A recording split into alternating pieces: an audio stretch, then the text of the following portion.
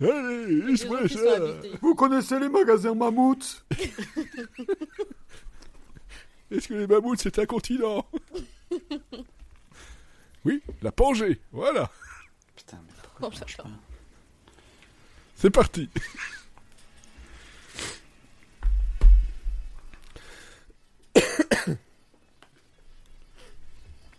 Profitez-en parce qu'en saison 10, ça change. Je dis ça. Voilà.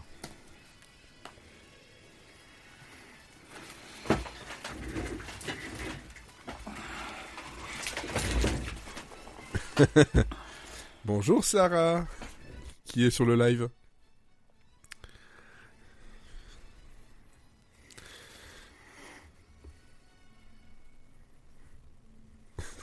Remets DJ. C'est DJ Didier, désolé. C'est mon nom de scène, c'est DJ Didier. Bon, allez, c'est parti pour Monsieur Série and Friends, saison 9, épisode 10. Et oui, on est encore là, toujours debout. Non, La banane, toujours. La banane, c'est reparti. J'ai une banane. Et un oignon à la ceinture. Ça aurait été dommage que les gens n'entendent pas ça. Mais ils les ont pas entendus. Pas Ah, vraiment. faut refaire. Ah bon, attends, on recommence. Alors, non, je recommence pas. Alors, pour cet épisode 10 de la saison 9, le sujet principal est donc la série, en tout cas le pilote de Cop Rock de Steven Bochco, qui date de 1991. Oui, c'est ça, je me trompe pas.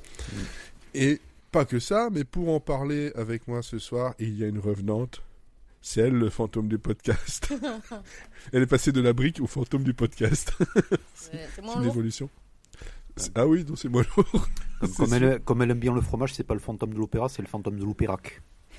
Ouais, j'approuve. Ou juste le fantôme de sa voix, La par tome, exemple. ouais. C'est ça, le fantôme de tout savoir, oui. Voilà. Bonne année. Bonne année, voilà. Elodie, tu as encore le droit. On est 22. en janvier. Ouais.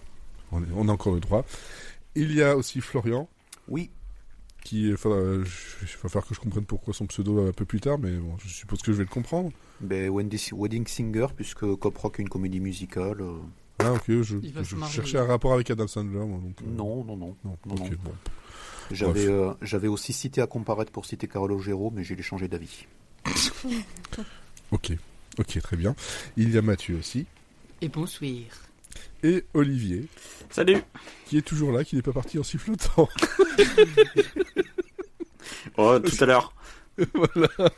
Quand j'en avais plus rien à foutre de ce que vous racontez, je vais me casser en sifflotant. C'est un happening vivant, en fait. C'est ça. Sa bonne résolution 2024, c'est être un happening vivant, en En même fait. temps, un happening Il rentre, mort. il sort. C'est ça. En même temps, un happening mort, c'est un peu... Oui. Ouais. Il se passe rien, quoi. Non. Peut-être je vais sortir et devenir un happening mort, mais vous le saurez jamais. On verra. Suspense. Bon, bref. Elodie, comme ça fait un moment Oui. que tu n'es plus venue, qu'est-ce que tu as fait depuis toutes ces années niveau série? Pas grand chose. C'est le pire. Elle a eu plein de temps, elle a rien fait.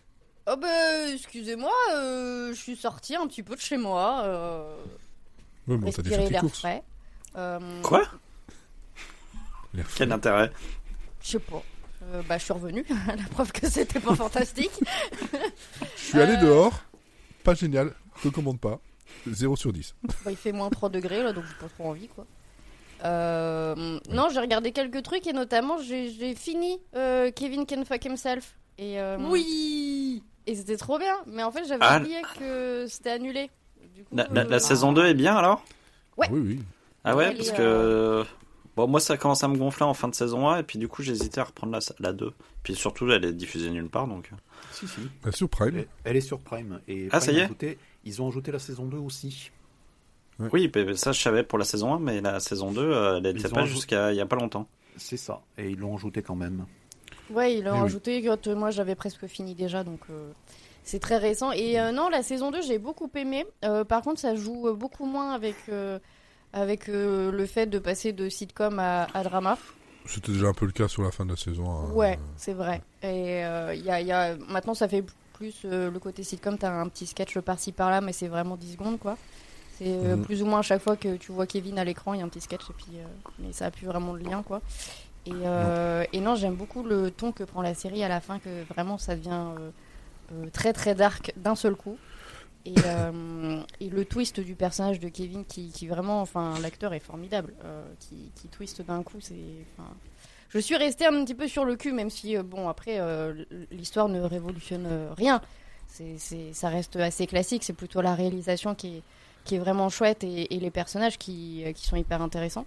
Mais non, j'ai beaucoup aimé, mais du coup je suis triste qu'il y en ait plus, même si je suis assez satisfaite qu'il y ait quand même une conclusion, quoi. Oui, ce serait franchement, oui, ça a été annulé, mais pour moi, en fait, ça va, ça clôt quelque chose. On n'est pas non plus resté sur sa fin. Et c'est peut-être bien pour eux aussi, en fait, que ça n'aille pas la saison de trop. Oui, parce que en vrai, c'est parce que j'aime beaucoup la série que je suis un peu déçue que ça s'arrête, mais je suis pas sûre qu'il y aurait eu assez pour raconter, pour remplir une troisième saison, quoi. Non, clairement. Puis bon, comme ça perdait déjà ce côté double avec les sitcoms, etc., et que ça partait dans un truc un peu plus sombre, je me dis, oui, peut-être temps que ça s'arrête, parce que là, le concept de base, non. Et c'était peut-être le seul truc que je trouvais un peu dommage, mais après, vu ce que ça raconte, oui, ça se tient malgré tout, quoi. Donc tu as terminé ça, tu as continué, terminé d'autres choses, commencé. Bah après, j'ai continué mes petits classiques là que j'en parle à tout le monde à tort et à travers. J'ai fini Five Sisters. Non, Bad Sisters, je sais plus le titre, sur Apple TV+. C'est Bad Sisters. Merci, Bad Sisters, qui est vraiment trop bien aussi. Adaptation d'une série de je ne sais plus où. Une série belge qui s'appelle Clan. Voilà, merci. Et j'ai beaucoup aimé parce que c'est une mini-série, donc en une saison c'est plié. Pour le coup, il y a une vraie conclusion. Hein, à la fin, t'as plus de questions, quoi. Tout est conclu. Et si vous aimez l'humour noir, si vous aimez un peu l'humour à la Ricky Gervais, en beaucoup plus soft, bien évidemment. Mais c'est trop bien. Et j'aime bien les histoires de vengeance où à la fin... ça se termine très très mal pour le salopard. Mais non, c'est vraiment cool, c'est vraiment drôle. C'est pareil, il y a un petit côté un peu tragique, parce que bon, il y a des gens qui meurent quand même. Mais j'aime bien quand on joue comme ça à torturer des personnages le plus antipathiques possible. Un petit côté satisfaisant là. Vas-y, souffre un peu. Voilà, puis après j'ai continué mes grands classiques de repose-cerveau mais après, je me garde des trucs pour les prochains podcasts, sinon je vais plus rien avoir à vous présenter. J'en regarde pas tant que ça, donc faut que je regarde sous le coude. Oui, voilà, effectivement. Mathieu, toi de ton côté? Bah ouais, moi aussi, ça fait un moment que j'étais pas venu, donc j'ai vu quand même quelques trucs, notamment Percy Jackson, mais je vais attendre le prochain Monsieur Série and Friends pour en parler, parce que j'ai beaucoup de choses à dire et je vais attendre que la saison soit finie. Sinon, 15 ans après tout le monde, j'ai vu The Bear, qui était très très cool. J'ai rattrapé la saison 2 de Julia. J'ai rattrapé la saison 3 de Only Murders in the Building. Et sinon, j'ai fini Enfin non, j'ai pas du tout fini du tout. Mais j'ai continué mon périple de regarder Drag Race. Donc j'ai fait un petit calcul. J'en suis à 50 saisons en 1 an et demi. Et ça me terrifie. Oui. Voilà. C'est surtout si tu regardes autre chose à côté, quoi. Bah, j'ai pas trop le temps de regarder autre chose. Mais là, le problème, c'est qu'il y a quand même des franchises où les spots font 2 heures au total. Et c'est interminable. C'est atroce. Du coup, je le regarde en 1.5. Et j'ai pas l'impression que c'est en 1.5 tellement c'est lent. Donc, ça me saoule. Après, il y en a d'autres qui sont bien, mais c'est compliqué. Et par contre, j'ai continué Supernatural. Et ça s'améliore de saison en saison pour l'instant où j'en suis. Donc, j'en suis à la 4. Ouais. Et voilà.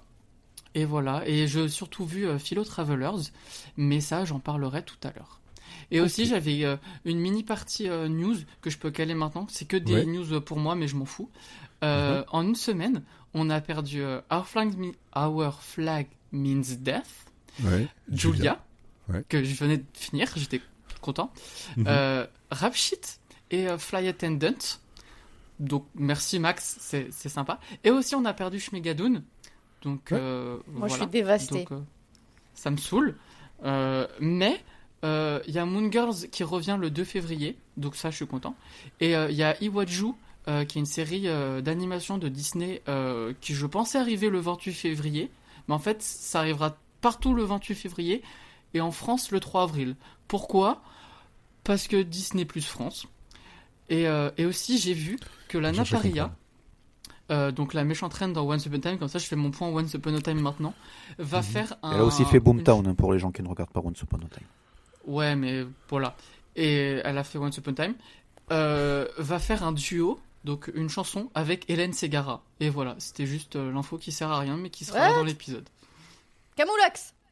Je m'attendais tellement pas que je devais le placer. J'ai hâte. On verra.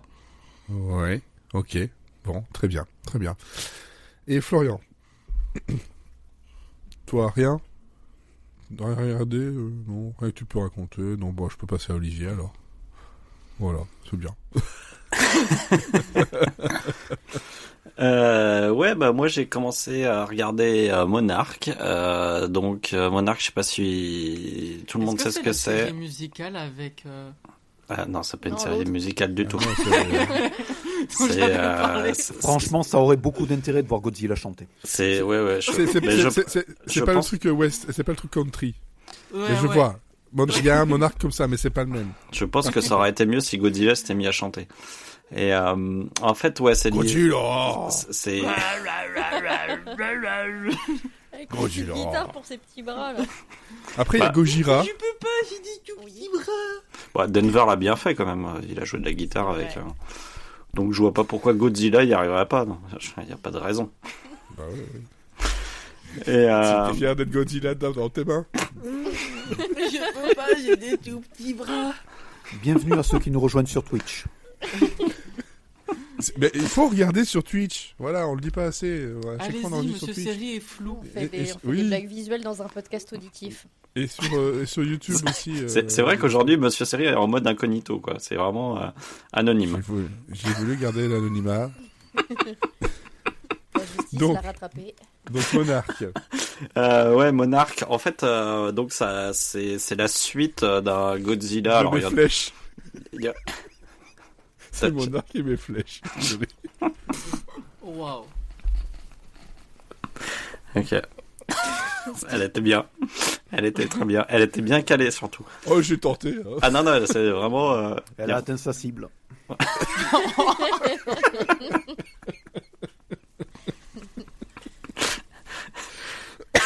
Je sais pas si je peux continuer après ça, c'est ça le problème. C'est que là, fais-le. Et donc en fait, je sais plus ce que je disais. Oui, c'est la suite d'un énième Godzilla. Enfin, c'est la suite du Monsterverse que j'ai arrêté de suivre au cinéma il y a un petit bout de temps. J'avais vu à l'époque Kong, Skull Island, et puis après il y a eu Godzilla contre King Kong ou je sais pas quoi, et puis après il y a eu un autre. Enfin bon, il y a eu tout un tas de trucs. Et donc dans le dernier film, Godzilla il a attaqué San Francisco, les gens étaient traumatisés. Et en fait la série commence juste après avec un personnage dont le père a disparu pendant l'attaque de Godzilla. Et donc elle va se rendre au Japon parce que elle est d'origine japonaise pour aller récupérer les affaires de son père à Tokyo. Et en fait elle va s'apercevoir que l'histoire est beaucoup plus compliquée que ce qu'elle n'a l'air et que les monstres sont pas partis et qu'il y en a plein d'autres et que voilà, et elle va notamment découvrir une entité qui s'appelle Monarch et qui lutte contre les gros monstres qui sont sous la terre. Donc en fait c'est une série. Il n'y a pas de ce métier. Hein. Non, ça a l'air plutôt sympa, un peu dangereux, mais au moins tu vois du pays. Tu vois du pays. Tu te déplaces dans pas mal de pays. Bon, des fois c'est un peu chaud, mais comme dans toute activité touristique. Dans tous les pays, comme tu en dis. Et c'est Lonely Planet avec plus de strum, quoi. C'est ça. Mais on aimerait bien en fait que ce soit Lonely Planet avec plus de strum. Mais le problème c'est qu'on a que Lonely Planet. Parce que le problème c'est que, alors honnêtement les 2 premiers épisodes sont plutôt encourageants. Je me suis dit tiens, je vais en parler dans le podcast, ça va être super cool parce que franchement c'est du pur divertissement. Il y a du Godzilla qui se ramène, c'est cool, plutôt bien fait au niveau esthétique. Les effets spéciaux sont bien. Les personnages, ils ont l'air plutôt sympas. Enfin voilà, je trouvais que ça partait sans se prendre la tête vers un truc un peu divertissant sur des monstres. Voilà, j'avais envie de voir du monstre. J'avais envie Est-ce qu'il y a beaucoup de Godzilla? Et quelle proportion? Et ben justement, le problème c'est qu'il y a pas mal de Godzilla dans le premier épisode, et puis après au fur et à mesure, bah il y en a de moins en moins, puis après ça revient un peu sur la fin, mais quand même c'est beaucoup trop léger pour moi. Le problème c'est qu'après ça se focalise sur le complot, sur Monarch, sur machin, sur les entités secrètes, sur ce qu'on cache à tout le monde et tout, et en fait ça T'as plein d'autres bêtes en fait, t'as tout un bestiaire en fait de créatures mutantes en fait que tu as jamais vu dans l'imaginaire. Donc tu as pas que Mothra et Godzilla, tu as plein d'autres trucs vraiment conçus pour les besoins de cet univers-là. Donc du coup tu as des scènes avec des Strums, sauf que c'est pas Godzilla, c'est pas Mothra, c'est des créatures totalement inédites. C'est pas dégueulasse, mais bon. Bah, c'est surtout que en fait on sent que ils en mettent une par-ci par-là histoire de te dire on n'a pas oublié que il y a quand même il faut parler des monstres, mais en fait entre les deux on oublie qu'on parle des monstres quoi.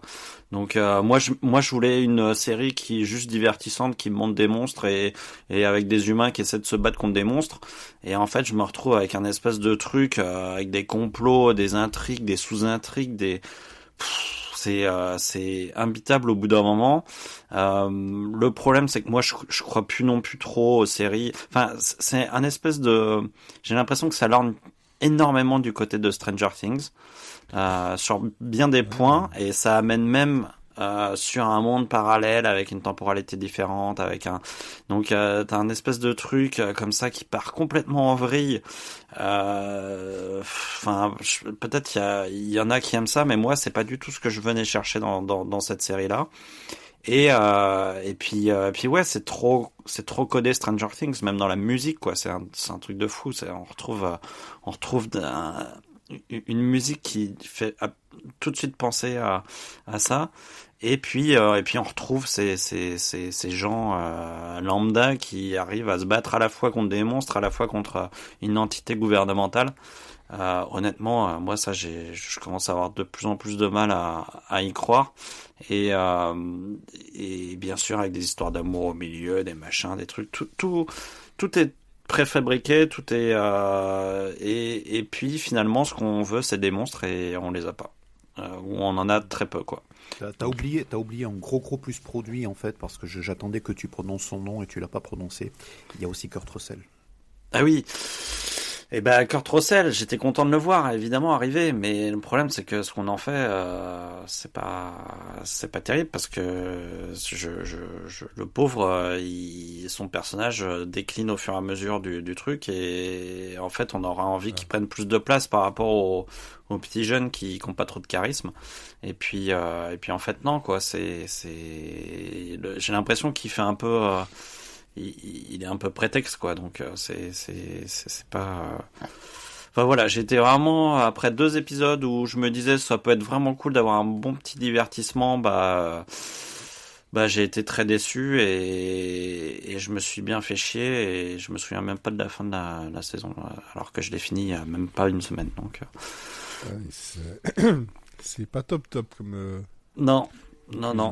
Et ce printemps, il va y avoir encore plus de Godzilla et Kong au cinéma. Bah, à la limite, des seuls films que j'ai vus de l'univers, j'ai préféré les films, parce qu'au moins on en a pour son argent quoi. Kong Skull Island, c'était pas mal du tout. C'était plutôt bien fait, c'était un peu con, mais c'était ce que j'attendais de ce type de film-là. Honnêtement, j'ai vu 2 Godzilla derrière, j'ai vu Shin Godzilla et Godzilla Minus One la semaine dernière. Allez voir ces films-là plutôt que de regarder Monarch. Hein. Là, franchement, vous allez en avoir pour votre argent. Les 2 films sont géniaux, complètement différents, mais ça n'a rien à voir avec cette merde que nous a pondu Apple TV+. Donc voilà, c'est rare que je sois déçu par Apple TV, mais là pour le coup, bon, c'est pour moi c'est pas très réussi quoi. Et Et sinon, j'ai fini mon petit point The Curse parce que j'avais commencé à vous en parler déjà dans 2 émissions différentes. Ouais. Et il se trouve que j'ai vu le dernier épisode cette semaine et que ce dernier épisode est juste incroyable, quoi. Enfin, c'est une dinguerie l'épisode. J'ai rarement vu ça. Il est exceptionnel. Et du coup, c'est très perturbant parce que j'ai détesté vraiment tout le reste de la série. Et je me retrouve à avoir un dernier épisode qui est juste fou. C'est-à-dire que c'est un truc qu'on n'a jamais vu. Il y a une tension dans le truc qui est incroyable. Et c'est drôle. C'est exactement le cynisme que moi j'aurais voulu voir dans le reste de la série et qu'il n'y a pas dans le reste de la série. Enfin, vraiment, l'épisode il est incroyable, quoi. J'ai mis un temps fou à me remettre. Je veux pas en parler parce que ça va vous spoiler, mais c'est très perturbant parce que en fait, j'arrive pas à savoir si le reste de la série m'a préparé à ce dernier épisode et que du coup il est encore meilleur que ce qu'il est, ou si il y a un vrai problème d'équilibre dans la série, quoi. C'est-à-dire que moi jusqu'à présent j'avais vu une série qui était cynique pour être cynique, mais ça n'avait aucun intérêt, qui était très répétitive, qui était assez vide dans son discours. Et là tout d'un coup j'ai un truc qui est totalement original, une idée qui est folle, qui est hyper bien traitée de la première seconde de l'épisode jusqu'à la dernière seconde. Et enfin, je veux dire, on est à la fin de l'épisode, on est sur son canapé, on peut plus bouger, quoi. On est en apnée totale et on a l'impression d'avoir vu un truc qu'on reverra plus jamais, quoi. Donc il y a du coup, c'est très compliqué pour moi de juger l'ensemble de la série parce que en fait, il y a ce dernier épisode qui vient complètement rabattre les cartes. Et alors j'ai fait un test parce que j'ai pas mal d'amis qui ont pas vu la série et du coup, je leur ai demandé s'ils pouvaient regarder le premier épisode que j'avais plutôt aimé, mais bon, voilà. Et s'ils pouvaient regarder que le premier épisode et que le dernier épisode et voir si il y avait vraiment besoin de ce qu'il y avait entre les deux. Et ça m'intéresse d'avoir leur retour parce que en fait, moi j'ai l'impression que pour moi la série c'est le premier épisode et le dernier épisode et tout ce qu'il y a autour, il y a tout ce qu'il y a entre les deux, c'est du rien, quoi. Donc, mais est-ce que la puissance de ce dernier épisode sera aussi forte s'il n'y a pas le reste? Ça, c'est vraiment la question qui me pose problème depuis quelques jours, quoi. Mais en tout cas, vraiment, cet épisode-là est fou. C'est complètement dingue. Et c'est marrant parce que c'est Ben Safdie qui réalise avec Nathan Fielder. Et en fait, c'est marrant parce que tous les films des frères Safdie, j'ai eu la même construction. C'est-à-dire que à chaque fois, je me fais chier pendant les 3 quarts du film. Et à chaque fois, le dernier quart me faut une grosse tarte dans la gueule. Et c'est drôle parce que c'est exactement ce qui se passe avec The Curse, quoi. Okay. Donc voilà, si vous avez, à la limite, le dernier épisode, il peut presque se voir comme un truc à part, quoi. Enfin, c'est presque un court-métrage en fait. Donc si vous avez envie de regarder juste ça, allez-y. Mais du coup, je trouve que finalement, je vous conseillerais quand même bien l'expérience de la série parce que mine de rien, c'est une expérience à part, quoi. Ok, très bien. Très bien, donc ça c'était The Curse que tu nous as parlé donc déjà dans les derniers épisodes. Moi de mon côté j'ai les classiques, mais j'ai commencé quelque chose d'assez nouveau. Je crois que c'est arrivé le 7 janvier. C'est une série animée qui s'appelle Grimsburg avec John Hamm, Rachel Dratch, Erin Hayes et Alan Tudyk entre autres. Dans les je pense que j'oublie quelqu'un dedans, non, ouais, enfin les autres sont un peu moins connus, mais en tout cas voilà, c'est pour le casting de base. C'est une série créée par globalement des personnes, Caitlin McClelland, Matthew Chisel et Chad Gideon. Ils ont pas fait grand chose d'autre sauf Chad Gideon qui lui a beaucoup bossé sur Cleveland, le Cleveland Show, la série dérivée des Griffins, et Angel from Hell et Santa Clarita Diet, entre autres. Et donc ça parle c'était sympa, Angel from Hell, c'était le truc avec Jane Lynch, non? C'est ça. Ouais, c'était sympa, ça n'a pas duré très longtemps. C'était Tad Quill qui a fait le machin, c'était sur CBS, je crois. Ouais, c'est ça.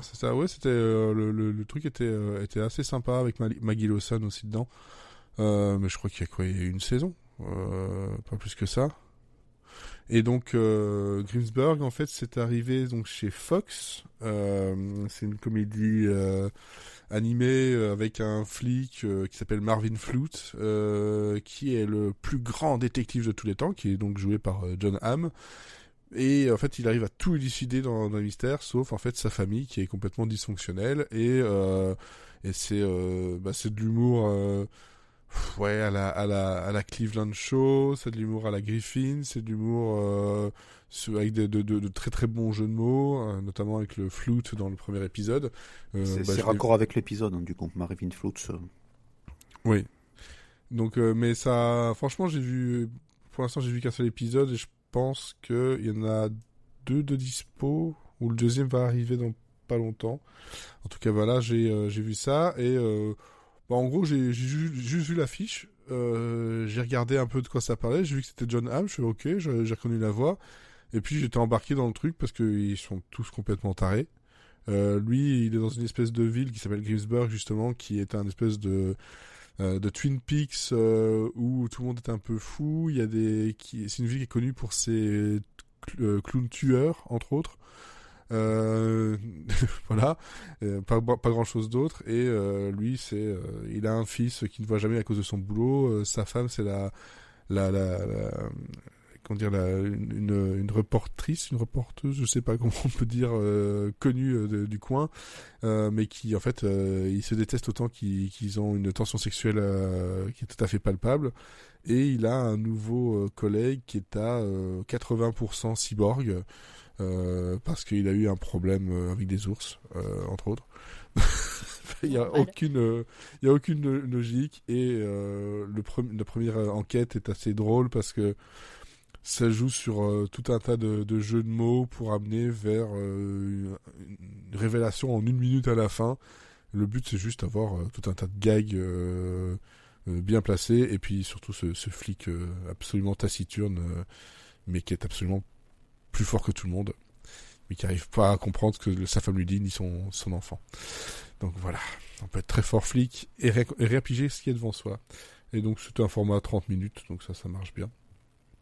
Voilà, donc à voir avec la suite. Je regarde un peu.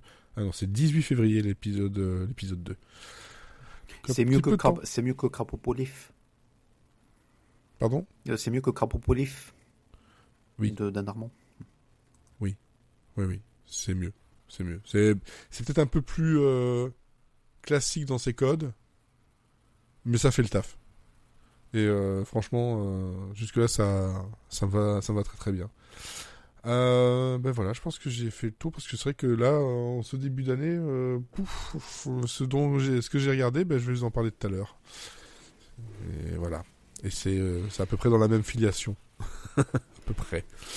Par contre, ce qui n'est pas du tout, mais absolument pas du tout dans la même filiation, c'est un truc qui commence avec un générique, qui est un générique un peu comme ça.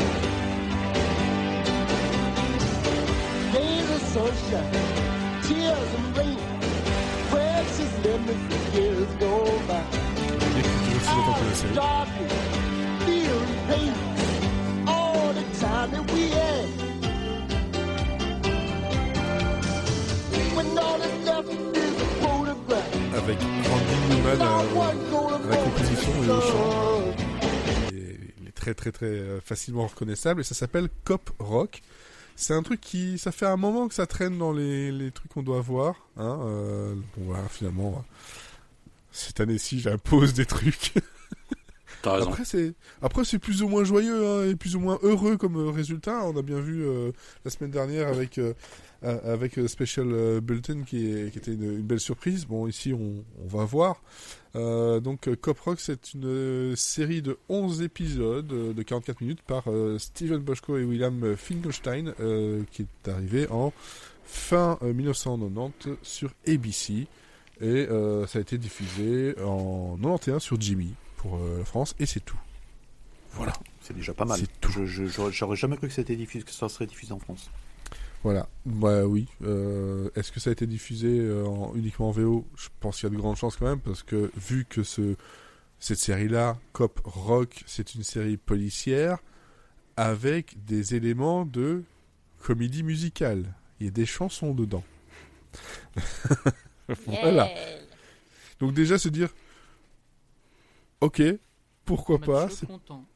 Bah oui, mais après il y a beaucoup de personnes qui aiment la comédie musicale, mais c'est vrai que le procédural policier, Steven Bochco et comédie musicale. Bah, c'est surtout que c'est pas un truc policier un peu sympa, quoi. C'est que c'est un truc policier un peu hardcore, quoi. C'est très très dark. C'est Ah oui. c'est plus la comédie dans comédie musicale en fait. Mais après si. Après, en dehors, oui, c'est vrai, les thèmes traités, etc. sont super dark. Oui, mais c'est vrai Il y a qu'après une chanson ou deux qui est un peu en décalage, qui devient drôle. Mais Mais du coup, c'est bizarre. On y reviendra, si c'est drôle ou pas. Hein, c'est... Ah ben, c'est pas voulu que ce soit drôle. Oh. Mais ça finit par Ah, là. si. Ça dépend. Si, là, il y a, enfin, clairement, mais c'est intéressant parce que qui sont drôles, mais ouais, c'est sincère, quoi, tu vois. c'est, enfin, c'est moi, ça qui est intéressant dans la série, et c'est ça qui est perturbant, quoi. Mais tu vois, on parlait de chargé à bloc en fait dans le dernier épisode. Ouais. Chargé à bloc, on s'est longtemps posé la question des intentions en fait. Est-ce que c'est vraiment bien sincère et tout. Là, j'ai absolument aucun souci à croire que ils croyaient vraiment en leur truc. Hein. Ah oui, non, ça c'est clair. Ils y croyaient à mort, comme dirait l'autre. Et donc, par contre, cette série-là, même si elle a été annulée après 11 épisodes, c'est-à-dire 3 mois de diffusion sur ABC, elle a quand même remporté 2 Emmy Awards en 91. Le meilleur musique pour Randy Newman, pour le pilote, et le meilleur montage pour le pilote. Voilà. Donc, c'est quand même pas mal, toi, dans une série qui, en fait, se fait... en fait, les gens n'ont pas compris ce qu'ils regardaient, et donc, très vite... il y avait personne qui regardait. D'ailleurs, la version sur laquelle on a pu regarder cet épisode-là était diffusée dans une émission sur la chaîne Trio, une chaîne du câble, qui elle s'appelait Flops, et qui en fait diffusait des séries qui avaient une super idée mais qui ont floppé. Et, de mémoire, il y a eu deux rebrandings. Je crois que Trio après ça s'est renommé en TV Guide Channel un peu après, et après c'est devenu Pop TV, et donc c'est Pop TV qui est plus connu pour avoir repris One Day at a Time. Voilà. De ce que j'ai lu, c'est pas ça du tout en fait, parce que Trio, c'est un truc qui s'est terminé en 2014, et ça s'est apporté un autre nom, mais c'est un truc qui venait de CBC au Canada. Enfin, c'est vraiment tout un bordel. Tu as tout à fait raison. Je pensais que c'était TV Guide Channel, voilà. Non, c'est pour ça que tu me parles de TV Guide. Non, c'est Trio. J'avais vu le truc TV Network, voilà, je vais reprendre le tout. Ça s'est terminé en 2017 quand ça s'appelait Clue, CL2O. Et en fait, ça a été lâché par DirecTV, ça a été repris par NBC pour le mettre sur l'égide de Bravo TV. Puis ça s'est changé en nom par Slut, S-L-E-U-T-H. Ils sont peut-être pas très bons en marketing, en fait, c'est peut-être ça leur problème. Donc, Slut. Non, Slut, hein. Sloof. Et ça a été renommé en Clue en 2011, et puis en fait en 2017, ça s'est fini. Voilà. Et c'était en fait un truc géré par CBC, USA Network, Vivendi et NBC. Quel bordel! C'est ça.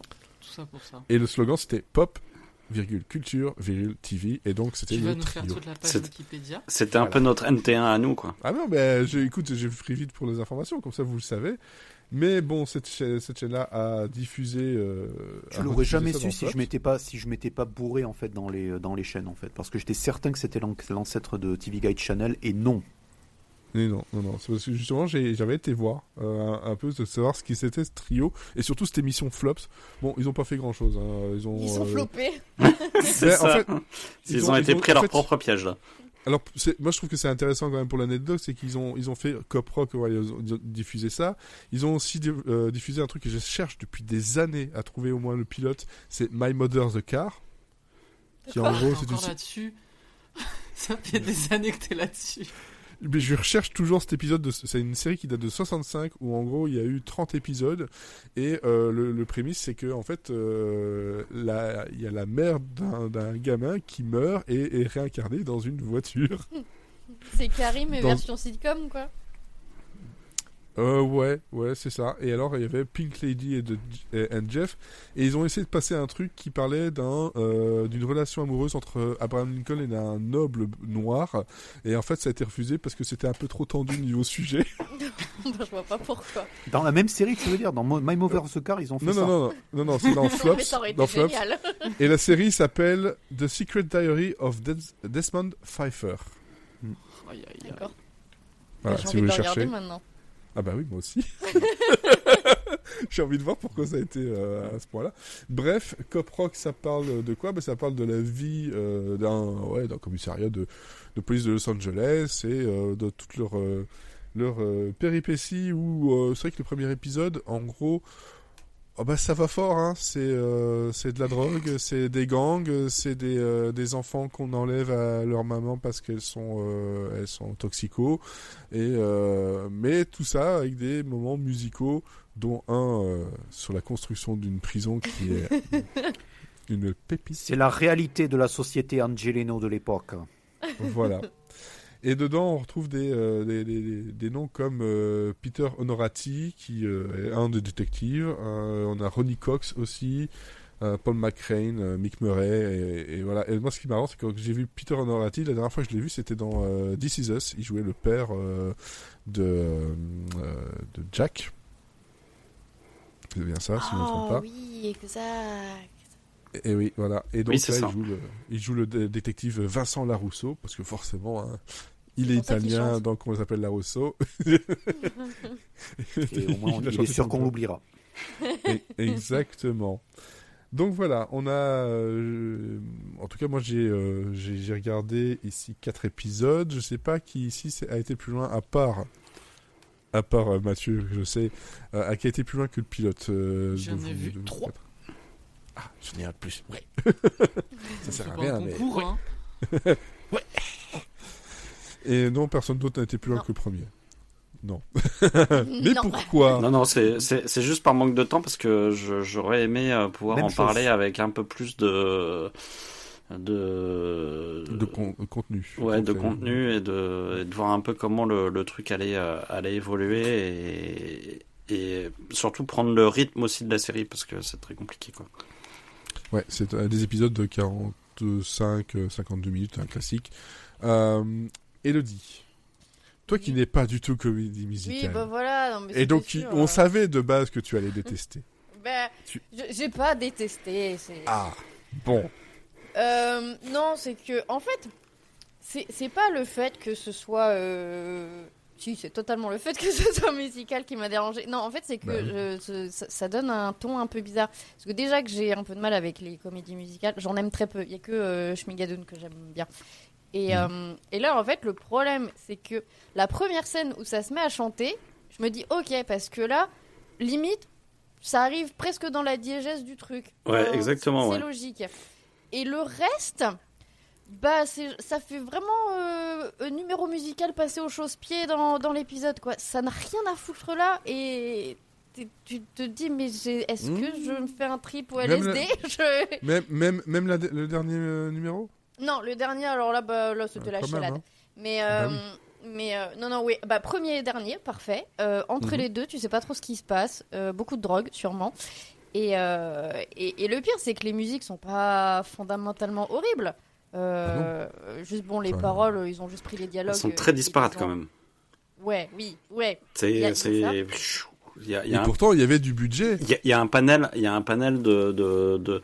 Mais en fait, ça n'a pas pour me déplaire, hein. Je trouve ça intéressant. C'est-à-dire qu'il y a tout le panel de la chanson américaine qui, donc il y a du rap, du gospel, de la pop, enfin, c'est vraiment, il y a tous les styles de la musique américaine, quoi. C'est ça. Mais après, pour le reste, en fait, c'est surtout ça qui m'a dérangé. C'est voilà, les numéros musicaux, il y avait quand même des trucs qui sortaient un petit peu de nulle part et qui n'étaient pas forcément toujours très quali il n'y avait pas une très grande qualité dans l'écriture, je veux dire des paroles. La musique, il y a un petit peu de tout et même si c'est pas toujours très heureux, ça se tient quoi. Mais bon, en fait, c'est pas un truc que tu pourrais sortir de son contexte quoi. Tu le vois dans la série, mais tu l'écouterais pas sans la série, à part le générique.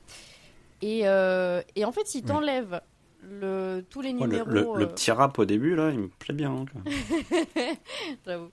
Et si t'enlèves tous les numéros musicaux, bah, tu te retrouves avec le cop show hyper classique des années 90. Enfin, franchement, un NYPD Blues, c'est juste un peu plus bordélique. Mais franchement... il est un peu... Il est costaud quand même, hein. Ouais, en fait c'est dur, mais c'est juste que il traite de beaucoup de choses dans un seul épisode, quoi. C'est que au lieu d'avoir un épisode d'une thématique, là ils ont tout fourré dedans et ça part un peu dans tous les sens. Et en fait, comme le casting est aussi inégal que les numéros musicaux, j'ai un petit peu du mal à suivre de temps en temps. J'ai un peu décroché parce que des fois ça tournait un petit peu ridicule, mais sinon le scénario en soi il est pas dégueu, hein. Mais Ah non, le scénario, c'est le bordel dans les personnages, tu comprends pas forcément tout. On sait pas trop qui est qui au départ, mais bon, après ça reste des flics, quoi. Enfin, tu situes. Oui. Mais c'est surtout que, en fait, t'as trop de problèmes d'un seul coup. Faut trier, quoi. Ça devient vite compliqué. Mais sinon, c'est sympathique. Le générique, j'aime beaucoup la musique, mais visuellement, pas bien compris le délire. Je me suis retrouvée sur MTV d'un seul coup, là, mais c'était sympa, voilà. Et ouais, alors en fait il y a un grand écart entre la scène à la mairie où c'est le truc le plus cringe que j'ai vu depuis très longtemps et la scène finale qui fout la chialade, mais vraiment premier degré. Tellement. C'est un ascenseur. C'est vrai que la scène de la mairie, la chanson de la mairie sur cette prison, etc., fait absolument presque parodie en fait du truc, alors que le reste, bah oui, t'aimes ou t'aimes pas, mais ça arrivait à avoir un lien avec ce qui se passait dedans. Là, c'est la juste valise un truc de billets qui s'allume, enfin vraiment le reflet vert. Tu vois ça dans les dessins animés normalement. Et puis et puis t'as l'autre gars qui fait sa grosse voix parce que she's the one, hein, la Margaret Thatcher là. On l'a reconnue. De quoi? Non, j'allais dire dans l'épisode... Oui, j'allais dire oui, dans l'épisode 3, c'est assez terrible dans ce genre-là, son intrigue. Ouais. Mais on va pas non plus trop divulgacher, on sait jamais que d'autres aimeraient aller voir. Et justement, Mathieu, comme tu as la parole, toi tu es justement à l'opposé d'Elodie, tu es plutôt dans le genre... fan de comédie musicale, donc c'est-à-dire que j'ai une tolérance extrêmement élevée. Par contre... J'aime pas du tout les séries policières, encore moins les procédurales et encore moins les vieilles.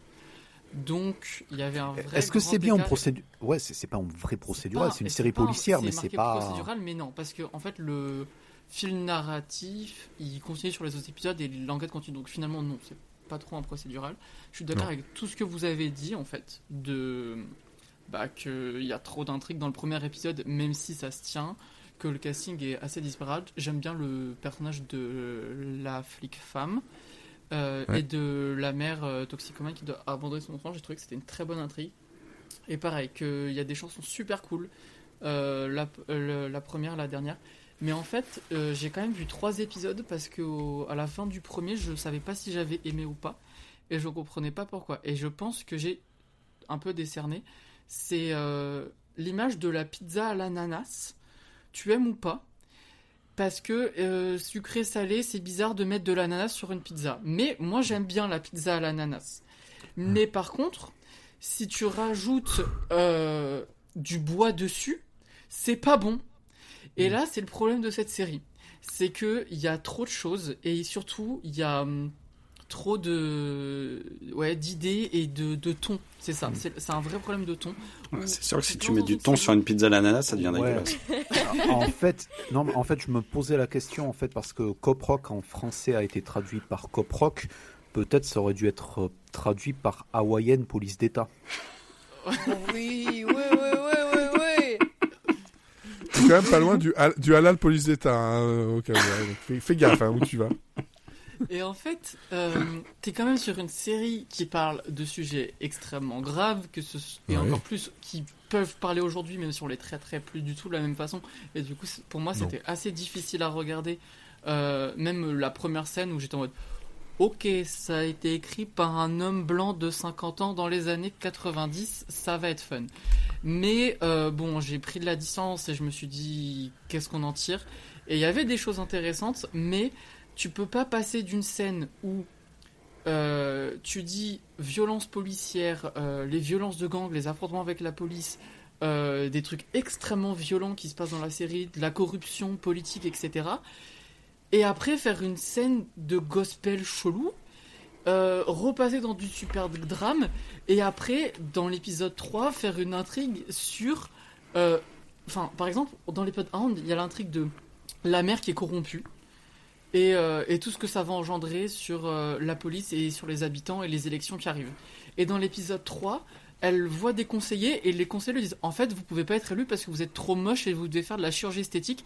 Et on a une scène à la Nip Tuck, ça n'a aucun sens, vous pouvez pas faire ça, c'est trop bizarre, ça Mais rend après, pas justice Après, à ce que vous dans le voulez premier raconter. épisode, dans le genre pas aucun sens, juste avant la conférence de presse, l'enterrement, etc., de tout ce que tu veux, le grand patron de la police, il s'amuse avec des flingues qui sont tout brillants, avec un espèce d'androïde qui sort d'un placard pour lui tirer dessus, avec un son de Duck Hunt qui sort de nulle part. Tu dis, Mais j'ai D'accord. même pas fait gaffe parce que voilà, j'étais perplexe et perdu parce que c'était vrai. Je pense qu'ils avaient une idée, mais peut-être qu'ils avaient trop de liberté et qu'ils ont voulu tout faire. ils ont eu plein de liberté.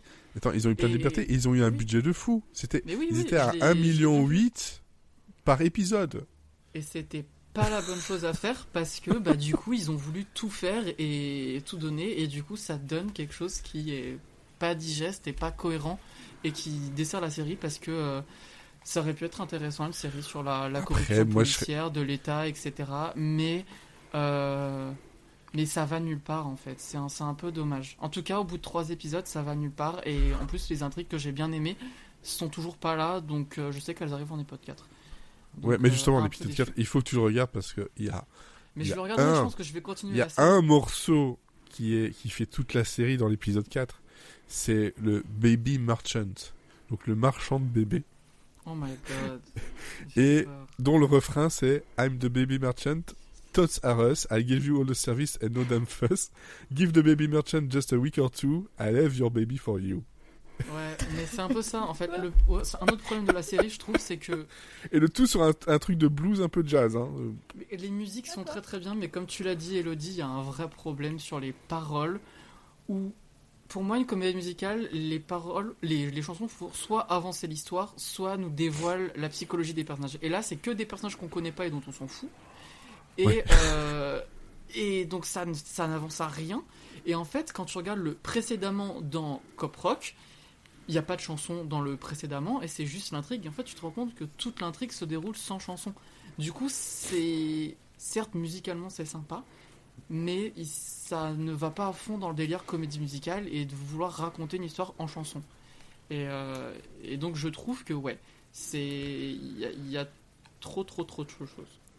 Ouais, ouais. Et ça rend la série un peu insipide. Non, pas insipide, mais creuse. Ouais. Florian. Mais moi, je suis assez partagé, mais après, je suis pas fan de comédie musicale. Hein. J'ai malheureusement loupé pas mal de séries de Steven Bochco. Après, j'ai pas de problème avec mon syndicat, en fait. Donc, j'ai pas de problème de copropriété.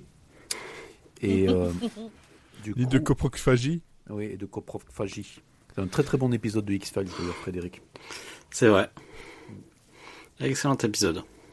Et j'ai malheureusement pas été au-delà du premier épisode. Après, j'ai bien aimé là, justement. Je me disais, si c'était vraiment une série policière sérieuse, peut-être j'aurais été un tout petit peu plus impliqué, sauf sur la partie corruption du maire avec la construction de prison. Enfin, moi, j'ai trouvé ça totalement lourdingue, en fait. J'ai été très très distrait par le brushing de la mer de Los Angeles, en fait. C'est l'époque qui veut ça. Hein. C'est Margaret Thatcher. C'est ça, c'était la mode à l'époque. Voilà. Enfin, c'était la mode chez les vieilles dames. C'est ça, une vraie pompadour. Du Gave de la Dour. Et c'est le truc. On revient sur Babar. Tout à fait. Toujours. Voilà. Babar, ça se centre en fait Coproc. Et c'est quelque chose où j'ai pas du tout. Par contre, j'ai pas du tout aimé les chansons. J'ai ri de bon cœur. Enfin, j'ai explosé de rire à un seul moment. En fait, c'est le moment du verdict où en fait le greffier en fait soulève le truc et c'est un piano fluorescent, etc. Où j'ai absolument explosé de rire à ce moment-là. Où je me suis dit, en fait, c'est ça. Et le truc, c'est que ça a été produit en 90 où en fait, il y avait pas le côté, il y avait pas trop le côté vraiment méta en fait. Où du coup, conscient de lui-même et tout. C'est pour ça que je disais tout à l'heure en début de segment que Boško et les producteurs croyaient vraiment en ce qu'ils faisaient. Ils disaient, on va vraiment faire un mix des deux, mais vraiment sincère, quelque chose qui a jamais été vu. Et le truc, c'est qu'il y a énormément de manières dont ça aurait pu se passer. Donc une manière légère, là ils ont été sur la manière relativement sérieuse, à part la chanson, je pense, du verdict, la chanson Guilty en gospel, c'est du total nawak. Et je rejoins un tout petit peu Mathieu. En fait, je pense que effectivement, ce qui ne marche pas, c'est que les chansons, en fait, ne cadrent pas les personnages récurrents, en fait, ce qui est un véritable problème pour un pilote. Elles ne cadrent pas la psychologie. Et à un moment, enfin, l'autre chose où j'ai explosé de rire, mais là, à l'encontre du show, en fait, c'est lorsque je me suis rendu compte que la chanson de fin de deuxième acte, en fait, allait être sur le mari de la fliquette, et c'était pas la femme flic qui allait pousser la chansonnette, c'était le mari laissé à la maison qui avait le blues. Et quand je me suis rendu compte qu'il faisait ça, j'ai totalement explosé de rire, hein, parce que pas parce que c'était nul, mais parce que c'est inattendu, mais dans un sens qui n'a rien à faire dans un pilote pour moi. Ça, c'est une chanson que tu cales dans le 6e, 7e épisode, une fois que tu as introduit le mari. Mais le mari qui a le blues parce qu'il est laissé à la maison par une femme qui, entre guillemets, porte la culotte, ou je sais pas exactement quelles sont les intentions de Boško et des scénaristes, mais c'est pas vraiment gros taf, quoi. Et j'ai malheureusement pas fait ma chialade en fait à la dernière chanson. J'ai trouvé que c'était du tire-larme assez facile, donc je suis malheureusement resté aux portes du commissariat. Ok. Non, Et donc apparemment, Je l'avais préparé celle-là, elle était belle. Hein. Non, j'ai juste préparé la vanne sur copropriété, qui est quelque chose qui ne peut pas marcher étant donné que ma mâchoire n'arrive pas à articuler correctement. Un Netflix special. pendant que Mathieu nous ramène son fan club sur Twitch là, hein. Ça c'est très bien Mathieu, je suis d'accord, avec un Mathieu fan account. Eh oui, je vous promets c'est pas moi. Ça a d'autres.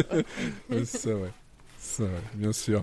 Et Olivier, donc toi tu as déjà ajouté quelques petites choses, mais tu as quelque chose d'autre à ajouter? Oui, bah moi globalement je vous rejoins là-dessus. En fait, à la base, moi je suis plutôt comédie musicale. J'ai juste un problème avec les comédies musicales. Je trouve qu'elles ont du mal à se renouveler.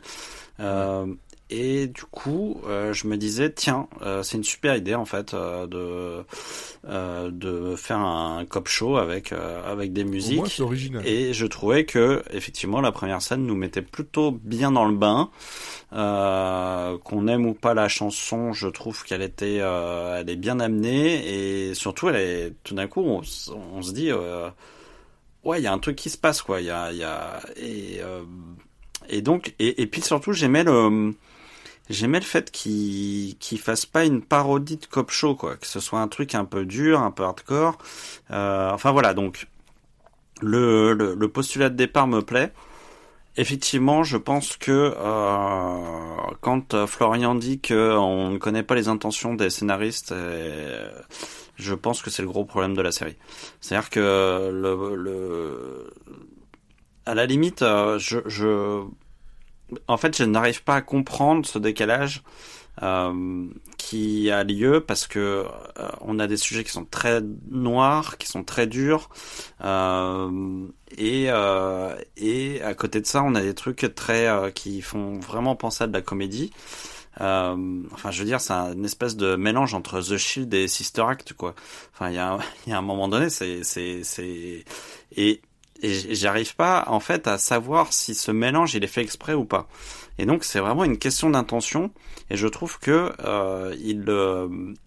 Parce qu'à la limite, si c'est vraiment intentionnel et qu'il te fait comprendre que c'est intentionnel, bah, je pense que il y a moyen d'adhérer au truc et de voir les choses du point de vue des scénaristes. Le problème, c'est que là, moi, je vois aucun indice qui me dit que c'est intentionnel. Donc c'est assez étrange parce que je passe mon épisode à me dire mais qu'est-ce qu'ils ont voulu faire, est-ce que ça va être comme ça de tous les épisodes, est-ce que après c'est aussi ça m'intrigue et c'est vrai que c'est pas souvent qu'une série peut intriguer et ça me surprend et moi j'aime les choses surprenantes donc c'est pour ça que moi j'ai envie quand même de voir plusieurs épisodes. Après, ce qui m'embête, c'est qu'ils sont disponibles dans une qualité qui est absolument horrible. Et donc du coup, ça me gâche aussi la vision du truc parce que c'est-à-dire que les visages des personnages, je les vois pas. Enfin, on peut pas voir les expressions des personnages. C'est du 360p. Moi, sur ma télé, ça rend plus rien, quoi. Enfin, c'est une bouillie de pixels qui se déplace. Donc c'est quand même très compliqué de voir. On verra au moins le son de bonne qualité. Oui, mais bon, le problème c'est quand on n'a pas les expressions des personnages, c'est très compliqué quand même de s'identifier à eux. On a trouvé le rapport avec Adam Sandler puisque Pixel, voilà. C'est par exemple la fille qui joue alors j'ai pas eu le temps de faire la recherche, mais la fille qui joue la droguée qui doit abandonner son bébé, est-ce que pendant tout l'épisode je me suis demandé si c'était la sœur dans Urgence. Dans Urgence, c'est ça? Non. C'est pas elle, d'accord. Mais mais elle lui ressemble fortement. Bah, en tout cas, le contour de son visage lui ressemble. Après, j'ai jamais été capable de voir vraiment son visage. Donc, quand tu vas voir sur sa fiche IMDb, c'est. Et puis elle c'est surtout une chanteuse, une compositrice en fait à la base. D'accord. Donc, non, c'est vrai que par contre elle lui ressemble et puis surtout elle joue un rôle qui ressemble très fort. Oui, c'est pour ça. À la sœur de Claire. Non, pas Claire. Non, c'est. Oui. Voilà. Egg. En plus, de quoi? C'est Egg, Her. Arrested Development, continue. D'accord, allez. Non. Donc non, je vais retrouver son nom, mais elle joue le rôle de c'est la sœur de Suzanne. Suzanne, c'est ça. Et Suzanne, en plus, qui est un personnage que j'aime beaucoup, mais vous le savez, je ne retiens pas les prénoms des gens. Donc voilà. Donc en fait, c'est un épisode où je me suis posé plein de questions. Donc j'ai même remis à un moment en cause le sens de ma vie. Tu vois, c'est vraiment. mais c'est. Attends, c'est pas dans son IMDb, mais effectivement, quand je regarde sur Wikipédia, donc c'est Kathleen Wilhoit, et effectivement, c'est elle qui joue le rôle. Mais c'est dingue que ça soit pas dans son IMDb. Ah. Donc effectivement, c'est elle. Peut-être qu'elle n'assume pas. Je me disais aussi quand même. Oui, pareil, mais bon. Tu sais, quand il me dit que c'est pas dedans, je fais bon, ok, je vais pas chercher celui-là, puis je continue ma vie, je vais me chercher un coca. Donc, c'est très précis. Et donc voilà, moi je suis quand même très curieux de voir les prochains épisodes. Est-ce que je vais continuer malgré la qualité pourrie? Moi, c'est vraiment pour l'instant, actuellement, c'est le seul frein qui me pose problème, parce que j'ai vraiment envie de savoir. J'ai regardé la première scène du deuxième épisode, qui est l'enterrement du flic qui se fait tuer, parce qu'il y a quand même un flic qui se fait tuer. Enfin voilà, c'est assez. Mais même déjà, il y avait un truc qui me mettait la puce à l'oreille, c'est que la scène où le flic se fait tuer, la réaction de son partenaire est quand même assez ridicule, quoi. Donc donc là c'est pareil, je sais pas si c'est ridicule parce que ils ont voulu jouer le truc de la comédie ou si c'est ridicule parce que l'acteur joue pas très bien ou est mal dirigé. Voilà, moi je trouve que c'est vraiment tout ça, c'est une question de. C'est pas ça qui m'a gêné dans cette scène-là, parce que il jouait le truc vraiment complètement perdu. Bon après, bien, pas bien, voilà. Mais moi, ce qui m'a gêné là-dedans, c'est que tu vois ça et pendant ce temps-là, devant la caméra, il y a un petit vélo qui passe. Non mais et ça ça peut pas être un hasard. Ça veut dire qu'on a demandé à un mec de passer avec son vélo. Donc mais Je sais pas, c'est un gosse, il a peut-être pas fait exprès. c'est assez voilà, c'est assez bizarre. Ouais. Moi je peux accepter plein de choses en fait. Même des mariages très bizarres, mais par contre il faut qu'on me donne des intentions quoi. Et là je les ai pas, et donc du coup je vais mettre 1 ou 2 épisodes encore à décider si j'aime ou pas quoi en fait. Ouais, mais de toute façon, je vous rejoins là-dessus. Moi, je rajouterais un point, c'est que donc je l'ai fait un peu écouter au tout début un bout donc du générique chanté par Randy Newman. D'ailleurs, dans le générique, on voit Randy Newman au piano avec le cast autour en train de voilà réagir plus ou moins et puis voilà chanter. Si j'aime bien cette chanson-là, parce que moi, j'avoue que j'aime bien Randy Newman, j'aime bien sa voix, son côté musical, ça ne va pas du tout avec la série.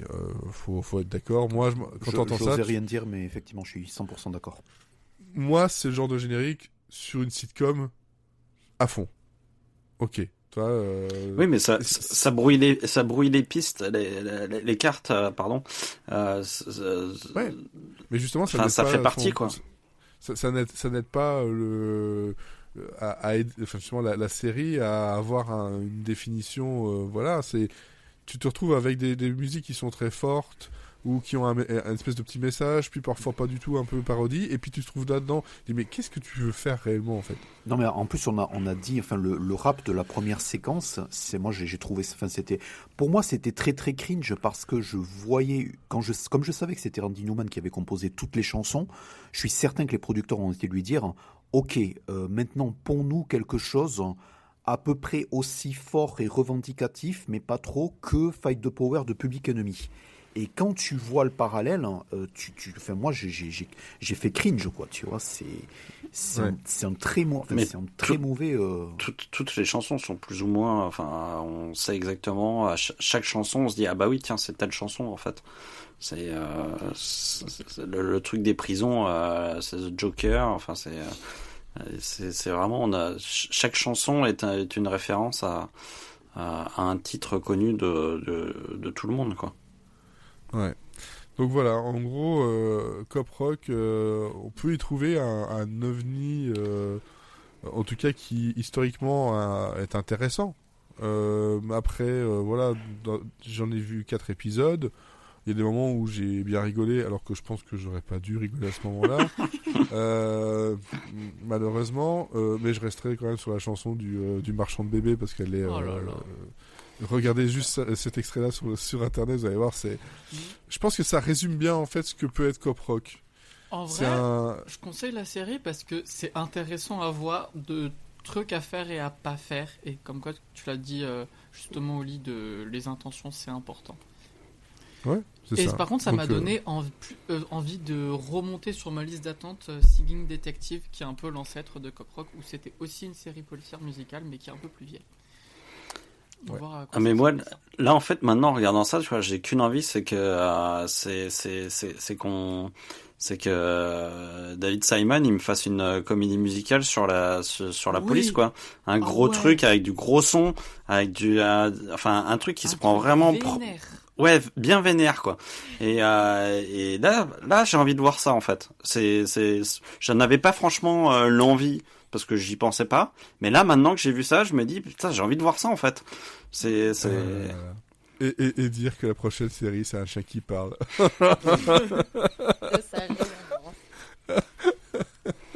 Bon, ça va, on se rattrapera. Il y a FX Effets Spéciaux dans pas très longtemps. Hein, voilà. Mais bon, il y a un chien qui parle, quoi. Trop bien les chiens qui parlent. Après Pouchinski, on va avoir un autre chien qui parle, quoi. Souvenez-vous, Pouchinski. Ça rentre encore mes nuits. Ouais, c'est tellement bien. Ça arrive, hein, Pouchinski, ça rentre encore mes nuits. Ouais. Voilà. L'intégrale de Cop Rock est disponible en DVD Zone chez Shoot Factory, par ailleurs, pour les gens qui veulent l'avoir en bonne qualité. D'accord. T'es sûr que c'est en bonne qualité? Ah, c'est en qualité DVD, monsieur. Oh là là. Est-ce que vous avez envie de dépenser pour savoir? Ouais, peut-être pas. hein. Regardez La peut-être sur réponse- YouTube et si vous êtes fan. La achetez en réponse, DVD la réponse plutôt. est 20 €. Offrez-le à votre meilleur ennemi. 20 euros, ouais. Ça fait des biens. hein. Il vaut pas 20 euros. Je vais continuer à regarder en 360p. Hein. Ouais, il y a peut-être moyen de trouver d'autres sources, hein, effectivement. Là, J'ai cherché parce que en fait pendant Ouais, j'ai l'épisode pas je me trouvé. disais mais j'ai toujours pas vu le visage d'une personne là. Donc pendant tout le truc j'ai Le cherché. problème, c'est quand t'as des scènes de baston, tu sais pas qui tape sur qui. C'est ça. Euh, Et c'est ça En râle parce que ça voit général- pas des visages et ça va sur Pornhub, alors c'est C'est- bon. le gros problème que j'ai c'est que donc vous avez pu le voir, je ne retiens pas les prénoms des gens. Donc du coup je Alors, peux faut même pas c'est me pas visage. si j'ai pas les visages, je sais pas qui est qui moi. Donc en fait c'est Ça, c'est un jeu, ça. C'est le qui est. c'est qui Non, ça qui est qui? Ah oui, avec Non, mais- Marie-Ange Ah oui, Nardi. avec Marie-Ange Marie-Ange Nardi. Nardi. Ah oui. Par contre, de pas reconnaître les visages, c'est en mode Thierry Lhermitte. Oui, c'est- Ou en mode Monsieur Série ce soir. Oui, je suis flou. Et je sais pas pourquoi. Et c'est c'est pas l'invité grave. mystère. Ouais. Je suis en mode cop rock jusqu'au bout. J'ai la Ah oui, qualité là, cop ça- rock, C'est ça. C'est un cosplay. mais je ne chanterai pas. Oh. Oh, un petit Et- blues là. À la fin, Et- un petit Et Bon comme on Jovi. n'est pas dans le mode oh, c'est pas grave, pourquoi ta question, Mathieu? Tu veux commencer? C'est ça? Non, Pour les non, recommandations comme tu veux. C'était juste pour ça, quand je relis mes notes ou pas, c'est tout. Donc, Ben, tu as encore un petit peu de temps. non, mais c'est bon, c'est comme tu veux. Parce que globalement, là, j'ai envie de parler de la mienne, Parle. des recommandations. En fait, j'ai envie de dire. Quel j'ai envie- égoïsme. Ouais, Oui. j'ai envie de dire que comme c'est le segment reco et que c'est Fred qui machin, c'est reco si Fred dit. Oh Bravo. Voilà. C'est bizarre, mais ce bruit me fait penser à quelque chose d'autre. Alors, Toujours en rapport avec Rocco. Tu fais ce que tu veux, t'es flou, on te voit pas. On croit qu'on envoie assez, ça ira, merci. Fallait pas lui dire. Si, si, quand même, si, si. si on peut éviter un accident. Ah, oui, ce serait bien. Il est Ce pas serait sûr aussi effectivement vite bien. arrivé. Oh non, on voit ton bras. Ce n'est pas mon bras.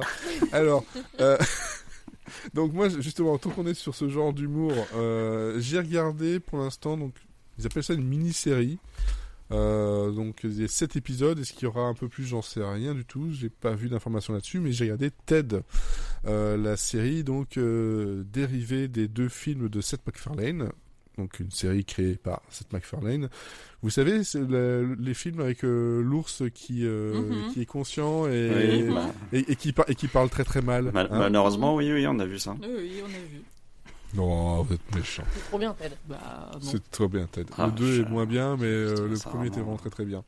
Et donc, Ted parle de quoi? En fait, ça parle de le moment où justement son John, son copain, voilà, il a 16 ans, donc on est en 1993. Donc c'est cool, ça se passe en 93. On a 7 épisodes d'à peu près, oui, ce soit 45 minutes, 50 minutes. Pour une comédie, c'est assez étrange. Bon, après, voilà, ça finit par passer. Et ça parle de ça et de Ted, en fait, qui, par la force des choses, est obligé de rejoindre John à l'école, sur les bancs de l'école avec lui. Ce qui va pas aider le côté social pour John, ce qui va pas aider non plus les péripéties, parce qu'on est toujours sur un ours qui n'a pas sa langue dans sa poche, qui aime fumer, qui aime le porno, qui aime plein de choses, tout ça, mais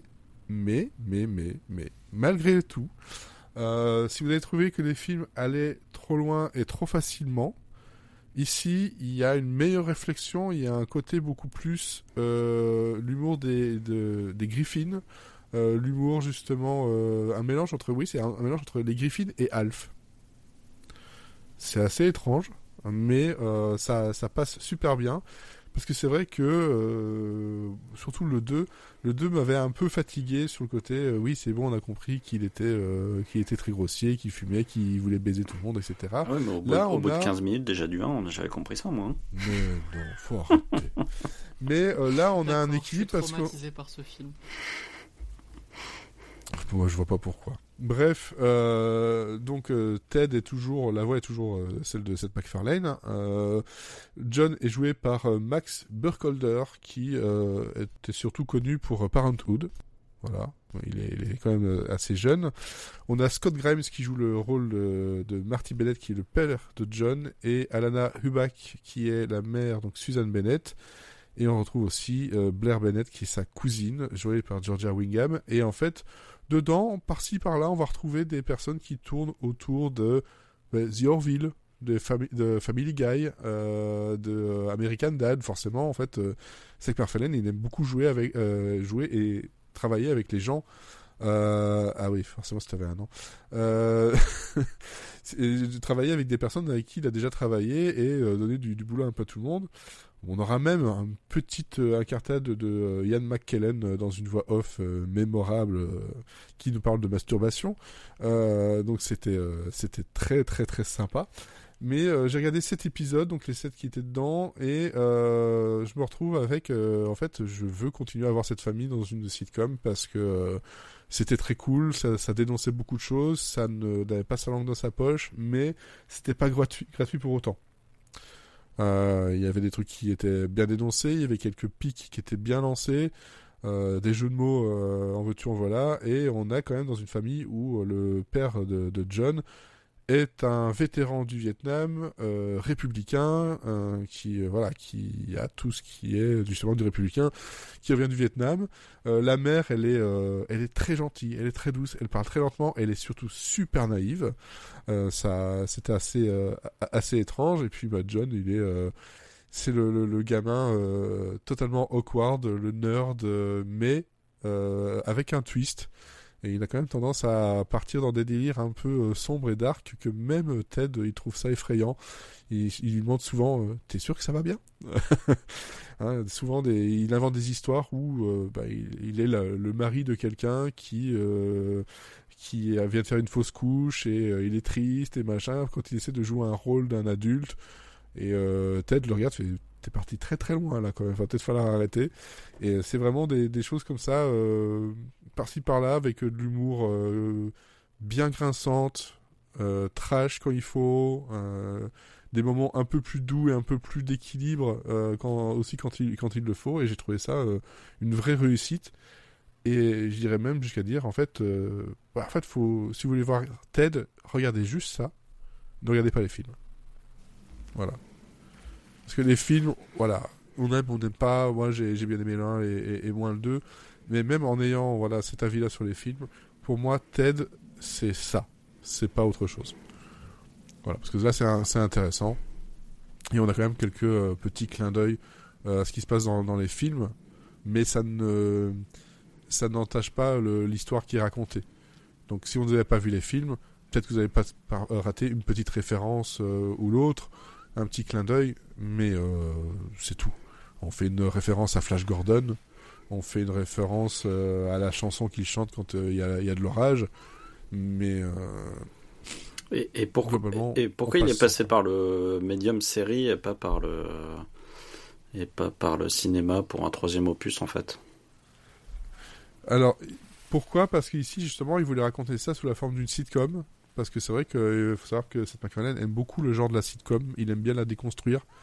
Et puis ça s'y prête bien justement à avoir des aventures comme ça qui, je pense pour l'équilibre, hein, parce que dans le film le problème qu'il pouvait y avoir au bout d'un moment, c'était l'équilibre de un trop plein sur 1h30. Hein, on est obligé d'en mettre, de surenchérir. Alors que là, on a une histoire dans un format un peu plus court. On peut revenir à zéro, on peut faire évoluer les personnages, on peut jouer un peu plus avec le rythme que tu ne peux pas le faire avec le film. Ça, l'histoire qui a été racontée ici, en un 3e film, c'est pas possible. Parce qu'en fait, il va aller chercher tous les tropes des sitcoms. T'auras l'épisode de Noël, t'auras l'épisode d'Halloween, t'auras l'épisode le prom night. Et t'as vraiment des trucs comme ça qui vont aller chercher dans les tropes du format et qu'il le comprend et qu'il l'a bien digéré. C'est pour ça que je dis qu'on a un côté un peu Alf, parce que quand tu vois Ted courir, etc., mais j'ai vu Alf courir, quoi. Sauf que c'est un Alf qui, au lieu de manger des chats, il va manger des poussis, mais d'autres poussis, quoi. Voilà. Et encore, Et encore, je dis ça, mais il est pas tant porté sur le cul que ça par rapport au film. Il est plus, il est plus intéressé par fumer et déconner, quoi. Et encore, il le fait pas au tout début. Voilà, donc moi j'ai vraiment beaucoup aimé ça. J'avais un peu peur d'une redite ou d'un trop plein, et en fait je me suis retrouvé avec quelque chose qui se suffit à lui-même, et ça me va très bien comme ça. Et donc je sais pas si ça sera diffusé chez nous, ni quand, ni où. Ça, j'ai aucune info là-dessus. C'est chez Peacock. Ouais. Donc si ça arrive chez nous, ce sera peut-être sur Netflix. Ouais, Paramount Plus récupère pas mal de séries Universal ces derniers temps. Ouais, ils peuvent récupérer. Ils viennent de virer 800 personnes. Ils vont. Ils peuvent récupérer des trucs. Bon, en même temps, si c'est comme Mrs. Davis, on n'en verra pas la couleur. On n'en verra pas, oui. Non, c'est guichet différent, quoi. Mais bon, Mrs. Davis, c'est... Bon, enfin, peut-être c'est beaucoup plus connu. Mrs. Davis, c'est Damon Lindelof. Bon, ok, mais... Ben, on a on va dire l'avantage quand même que Ted est arrivé chez nous au cinéma, qui a eu quand même... il y a eu un avant. Est-ce que c'est suffisant? J'en sais rien. Mais je serais curieux de voir ça en français, et de voir ça et même en VO, mais chez nous franchement ça vaut le coup, surtout si vous voulez voir un camion jouet avec un qui parle aussi. J'ai oublié, il y a un camion jouet qui parle. Non, ça c'est Toy Story. non, celui-là il est pas dans Toy Story.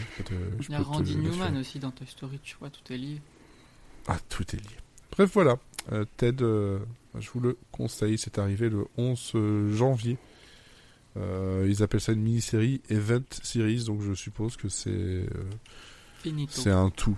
Ouais, en tout cas, on a une fin. En tout cas, ils le placent un peu dans l'intro du premier film, entre l'intro et le film, le scénario du premier film.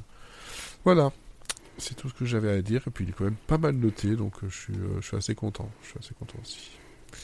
Alors, Mathieu, vu que tu as tes notes. Ouais, j'ai mes notes. Moi, je vais vous parler d'une série que j'ai vue il y a un petit moment maintenant, mais j'étais sage, j'ai rien dit, et j'ai attendu qu'elle soit diffusée en France. La France du général de Gaulle. Alors, c'est... tu parlais de tu parlais de cul et tout. Alors cette fois il n'y a pas d'ourson, mais il y a du cul.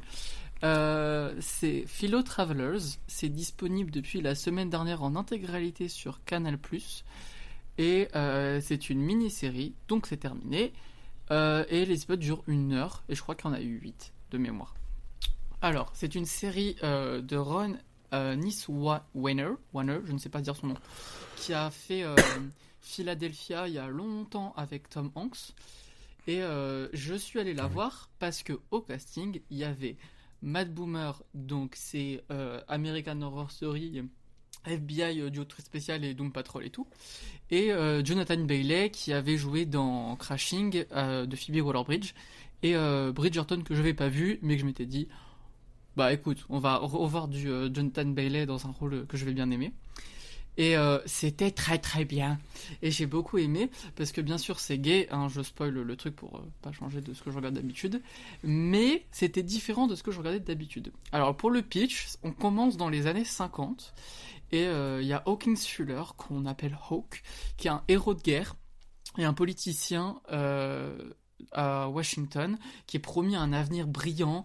Il va se marier avec la femme aussi d'un autre politicien. Tout va bien pour lui, il est super charismatique, on lui dit jamais non, il est hyper puissant, mais il est secrètement homosexuel, et du coup il fait des plans cul dans des chambres d'hôtel un peu miteuses sans lendemain, jusqu'au jour où il rencontre Tim Laughlin, qu'il surnommera Skippy, qui est joué par Jonathan Bailey, qui est lui aussi un jeune politicien mais qui commence tout juste sa carrière. Et lui, il est bien plus idéaliste, tout frais, tout content d'être là, et mais aussi très pieux et religieux, et aussi secrètement homosexuel. Et il va y avoir un coup de foudre entre les deux. Et même s'il veut pas d'une histoire d'amour, ben il peut pas y passer à côté, et c'est l'amour de sa vie. Et en fait, c'est ce couple de deux personnes très différentes qui ne peuvent pas s'aimer dans le contexte dans lequel ils vivent, qui vont s'aimer quand même en secret. Et on va suivre leur histoire sur 30 ans, des années 50 à la fin des années 80. Et la série est pas linéaire, on commence dans les années 50, mais on passe tout de suite dans les années 80, puis 60, 70, etc. On va passer d'époque en époque, et donc assister à des grands événements de l'histoire de l'Amérique. Donc on commence avec la chasse aux communistes et le macartisme avec le sénateur McCartney, qui est un personnage qui existait. Après Martin Luther King et les mouvements pour les droits des personnes noires, etc. Le disco, la guerre du Vietnam, et bien sûr on va finir, vu qu'on est sur une série gay et qu'on peut pas y échapper apparemment, même si ça m'énerve, sur le sida. Donc vous vous doutez de comment ça finit. C'est pas un très gros spoil, on s'en doute dès les 5 premières minutes de la série. Pourquoi j'ai bien aimé? D'abord parce que quand j'ai vu Histoire d'amour épique sur 30 ans avec Matt Bomer et Jonathan Bailey, je m'attendais pas à une série politique, et en fait c'est quand même pas mal ça, parce que c'est deux personnages qui vont avoir des petites influences sur l'histoire, et qui existent dans une époque où il y a des grands changements sociaux et politiques. Et c'est un peu un thriller avec des enquêtes pour savoir est-ce qu'il y a des espions, est-ce qu'ils sont communistes, est-ce qu'ils sont homosexuels, les gens doivent se cacher dans des bars, des choses comme ça. Ce qui rend donc du suspense, etc. à la série. Mais je vous avoue que pour de vrai, j'ai pas regardé pour ça, et je pense que personne n'a regardé pour ça. Parce que qu'est-ce qui fonctionne vraiment dans cette série? Ce sont les deux personnages, et surtout l'alchimie. C'est vraiment...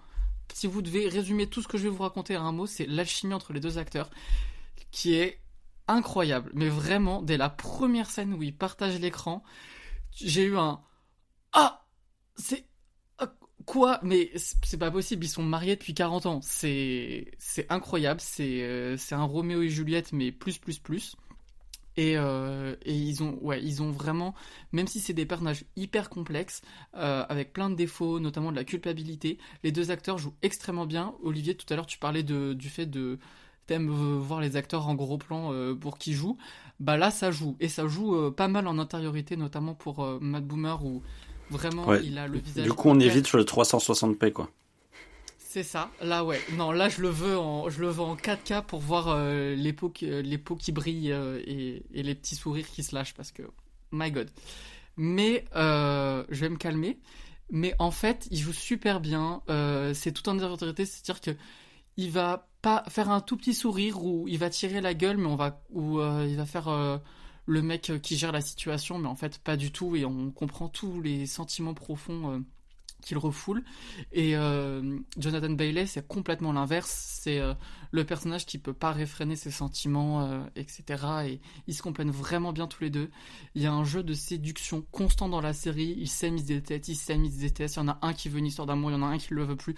C'est presque un soap, mais ça fait tellement kiffer de voir une romance gay aussi bien écrite et qui vit. Et en plus, la série est pas en reste, parce que même si c'est vraiment les deux personnages principaux, il y a des personnages secondaires qui sont super intéressants, notamment un autre couple de deux noirs, un qui est journaliste, etc., et qui hésite entre... qui fait des articles sur le fait qu'est-ce que c'est qu'un noir aux États-Unis, mais qui peut pas dire qu'il est homosexuel, alors qu'il est en bail avec une drag queen dans les années 50. Donc j'étais en mode trop bien, on voit des drag queens dans les années 50, je suis servi. Et il y a aussi la fiancée de Hawkins qui se fait tromper pendant toute la série. Et ce que j'ai adoré avec son personnage, c'est que c'est pas du tout une victime, elle sait ce qui se passe, mais elle a sa propre intrigue. Je sais pas, genre vraiment, c'était un personnage puissant, sensible. Elle est jamais méchante, elle est jamais vue comme celle qui va potentiellement briser le couple, parce qu'en fait c'est dans l'ordre naturel des choses, et c'est un homme qui lui dit je t'aime, je veux des enfants avec toi, et puis en fait il la trompe dans son dos. Donc, mais je sais pas. En plus elle a des super belles robes, donc ça m'aide à bien l'aimer. Et je sais pas, j'ai quand même une petite un petit malus à la série, c'est que ça veut être une grande fresque politique comme aurait pu l'être Philadelphia, donc l'un des premiers films à avoir abordé l'épidémie du sida dans les années 80 à Hollywood. Là, même s'il y a des événements historiques qui se déroulent et que c'est super bien documenté, j'ai regardé tous les discours qu'on voit dans la série, c'est des retranscriptions exactes. Les questions qu'ils posent en interrogatoire, c'est les questions qu'on leur posait à cette époque.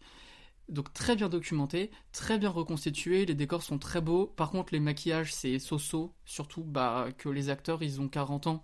Ils sont censés jouer des gens qui ont 30 ans, puis qui ont 50, 60 ans, et on n'y croit pas 2 secondes, mais c'est pas le plus important. Là où ça pêche un peu plus, c'est que les personnages vivent cette histoire d'amour, mais l'histoire d'amour n'a pas vraiment d'impact sur les gros changements politiques. Et donc, on se retrouve entre une scène d'intimité, une scène politique, une scène d'intimité, une scène politique. Et vu que émotionnellement on est quand même bien plus investi dans les scènes d'intimité, la politique passe un peu au second plan et traîne un peu en longueur à certains moments où on s'en fiche un peu. Mais ça n'empêche pas que c'est intéressant de le voir à la télévision, notamment parce que c'est des histoires qui n'avaient jamais été racontées avant et que c'est cool de montrer que les personnes homosexuelles et queer en général ont toujours existé, qu'ils ont fait de grandes choses ou des choses terriblement horribles dans notre histoire, mais que ça a été totalement effacé et que c'est bien de pouvoir le montrer à l'écran et aussi de dire sans eux on serait pas là aujourd'hui, on n'aurait pas les mêmes droits et aussi il faut continuer de se battre. Donc ça, j'étais super content, mais je reste avant tout là pour la romance de la série, ce duo phare qui est incroyable, et en plus il y a des scènes de sexe mais intenables tellement qu'elles sont bien, et parce qu'elles dévoilent plein de choses sur les personnages, sur la relation de pouvoir qu'il y a entre les deux. Il y a un vrai jeu de rôle qui s'installe, et c'était vraiment terrible parce que mon TikTok n'est rempli que de ça maintenant, que de captions de la série. Ils ont très bien compris leur cible et voilà. Et du coup, j'ai envoyé à tous mes potes des extraits de la série, donc je pense qu'ils ont vu l'entièreté de la série avant de la voir, et là ils sont en train de la regarder. Mais voilà, il y a vraiment c'est torride quoi comme série, et c'est cool. C'est torride, mais c'est bien fait. Et ça m'a fait vraiment plaisir. Et j'ai chialé à tous les épisodes. Vraiment, c'est super triste en même temps. Et t'es heureux je l'ai vu en hebdomadaire. Et ça faisait longtemps que vraiment, je me levais le samedi matin content de me dire c'est aujourd'hui que l'épisode sort et que je vais pouvoir retrouver ces personnages. J'avais l'impression de voir mes grands-parents tomber amoureux à chaque fois. C'était trop bien. Et voilà, vraiment j'ai passé 8 semaines incroyables devant cette série, donc je vous invite fortement à la regarder parce que c'est toute une palette d'émotions. Ouais, et je tiens à préciser que pour l'instant en Belgique elle n'est disponible nulle part. J'aurais pensé BTV vu que c'est Canal+, mais non, pas encore en tout cas. Donc c'est Canal+, série en France. Ok, très bien. Olivier. Oui, alors moi je vais vous parler d'une série d'Arte qui est disponible gratuitement sur la plateforme d'Arte qui est arte.tv et qui s'appelle Icon of French Cinema. Alors c'est un titre anglais mais c'est une série française. Et surtout c'est une série qui est arrivée dans l'actualité récemment puisqu'elle a été beaucoup citée. Parce que en fait celle qui a écrit et qui a réalisé de la série c'est Judith Godrèche, et elle a dévoilé en fait via un post Instagram il me semble que le réalisateur dont elle parle dans la série et qui était un réalisateur qui à l'époque avait 40 ans et qui en fait elle s'est retrouvée dans l'emprise de ce personnage alors qu'elle en avait 14 ans. Et donc, en fait, elle a dévoilé, elle voulait pas le faire dans la série, elle a dévoilé le nom sur Instagram, et du coup, en fait, la série a été, comme c'est venu juste après l'affaire Depardieu, et qu'elle a balancé le nom de Benoît Jacquot, qui est quand même un réalisateur assez réputé en France, que je n'aime pas du tout, et donc je suis très content de voir dans la sauce. Mais donc voilà, donc la série on en a parlé beaucoup ces derniers temps par ce biais-là, et donc j'ai jeté un œil parce que je me suis dit que voilà, ça pouvait être intéressant à voir, et puis un peu pour voir quelle tête ça avait, comment elle avait traité le sujet. Et là, en fait, j'ai été très très surpris parce qu'en fait, c'est beaucoup plus que ça. C'est vraiment c'est que une toute petite partie de la série, ce dont on a parlé. En fait, le pitch de base, ça raconte l'histoire d'une actrice qui revient de plusieurs années de quasi-exil aux États-Unis et qui s'aperçoit en revenant qu'en fait tout le cinéma français l'a oublié, au point même que tout le monde la confond avec Juliette Binoche. À chaque fois qu'elle se ramène dans un lieu, on lui dit ah mais oui. Tu t'appelles, vous êtes Juliette Binoche, et tous les gens qui la croisent dans la rue lui demandent des autographes à Juliette Binoche. Et donc en fait, du coup, elle va devoir se battre pour récupérer sa place, sauf que ça va pas être simple parce que personne n'en veut. Et parce qu'elle est plus bankable, et puis le problème c'est qu'elle a ouvert sa gueule, donc du coup plus personne n'a envie de la faire tourner. Et puis en plus, elle a un agent qui est une de ses amies, qui est quand même beaucoup plus préoccupé par sa vie sexuelle que par la réussite de Judith Godrèche, et en plus qui est l'agent aussi de Juliette Binoche. Donc comme Juliette Binoche marche mieux, elle va filer que les fonds de tiroir à Judith Godrèche. Et puis voilà, elle va croiser des producteurs qui sont tous plus fous les uns que les autres.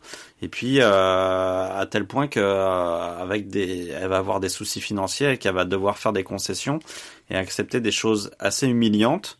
Et d'ailleurs, il y a des scènes dans un truc qui ressemble à Masked Singer qui sont absolument hilarantes. C'est vraiment très drôle toute cette partie-là. Voilà, donc c'est l'histoire d'une actrice qui va essayer de se refaire une place dans le milieu du cinéma français.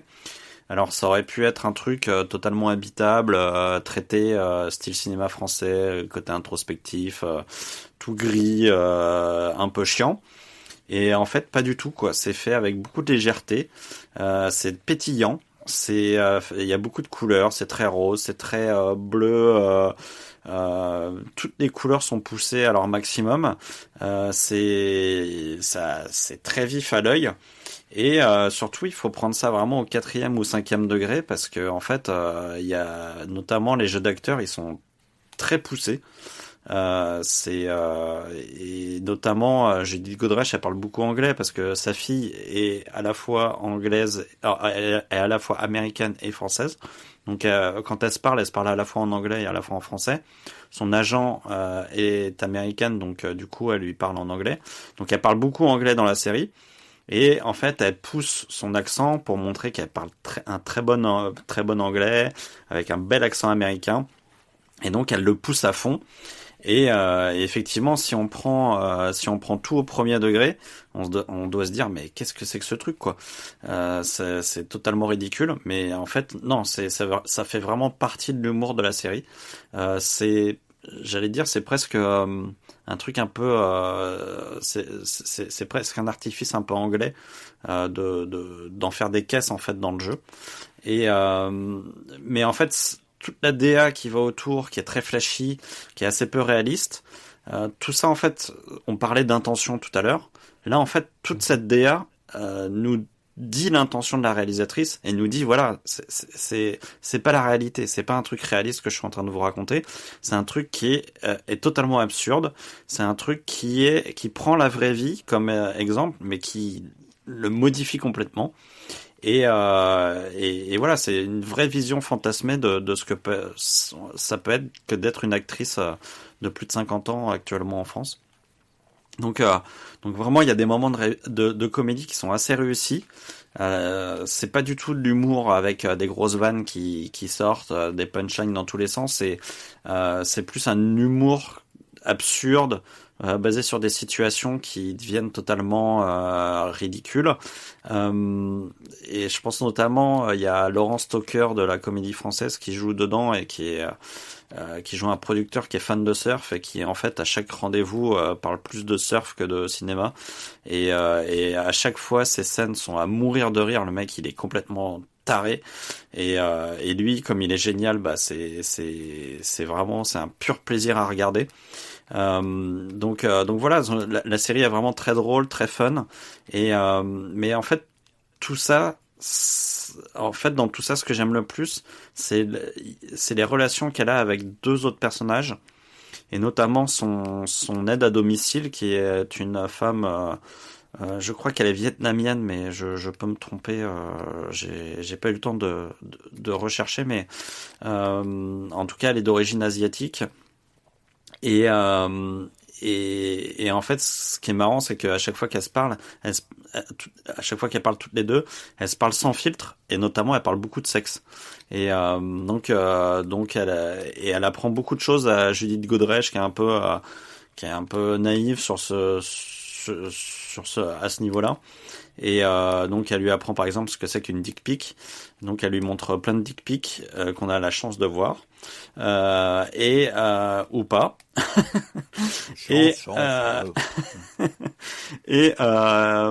En tout cas j'ai trouvé ça osé qu'on les voit. Et donc voilà, et à chaque fois que Judith Godrèche est complètement perdue dans les modes sexuels du moment, ou dans les réseaux sociaux, dans les trucs, c'est toujours vers son aide à domicile qu'elle se tourne, et c'est assez marrant. Leurs scènes ensemble sont assez marrantes. Et surtout, voilà, dans leurs discussions, elles sont hyper cash, et du coup, elles ont des dialogues qui arrivent quand même à être assez trash et tout, donc c'est plutôt drôle. Et la deuxième relation qui m'intéresse, et c'est vraiment celle qui, pour moi, fait tout le cœur de la série, c'est celle qu'elle a avec sa fille. Donc sa fille, elle a 17 ans, 16 ans ou 17 ans, je sais plus, et elle est danseuse. Et elle est très forte dans sa discipline. Et le problème, c'est qu'elle tombe amoureuse de son metteur en scène, qui est bien plus âgé qu'elle. Et là, c'est intéressant, car en fait, c'est là où on va avoir les fameux flashbacks sur sa jeunesse, quand elle a commencé le cinéma, et qu'elle a été sous l'emprise de Benoît Jacot, qui lui a profité de son expérience, de son ascendant, pour avoir une relation avec cette gamine de 14 ans.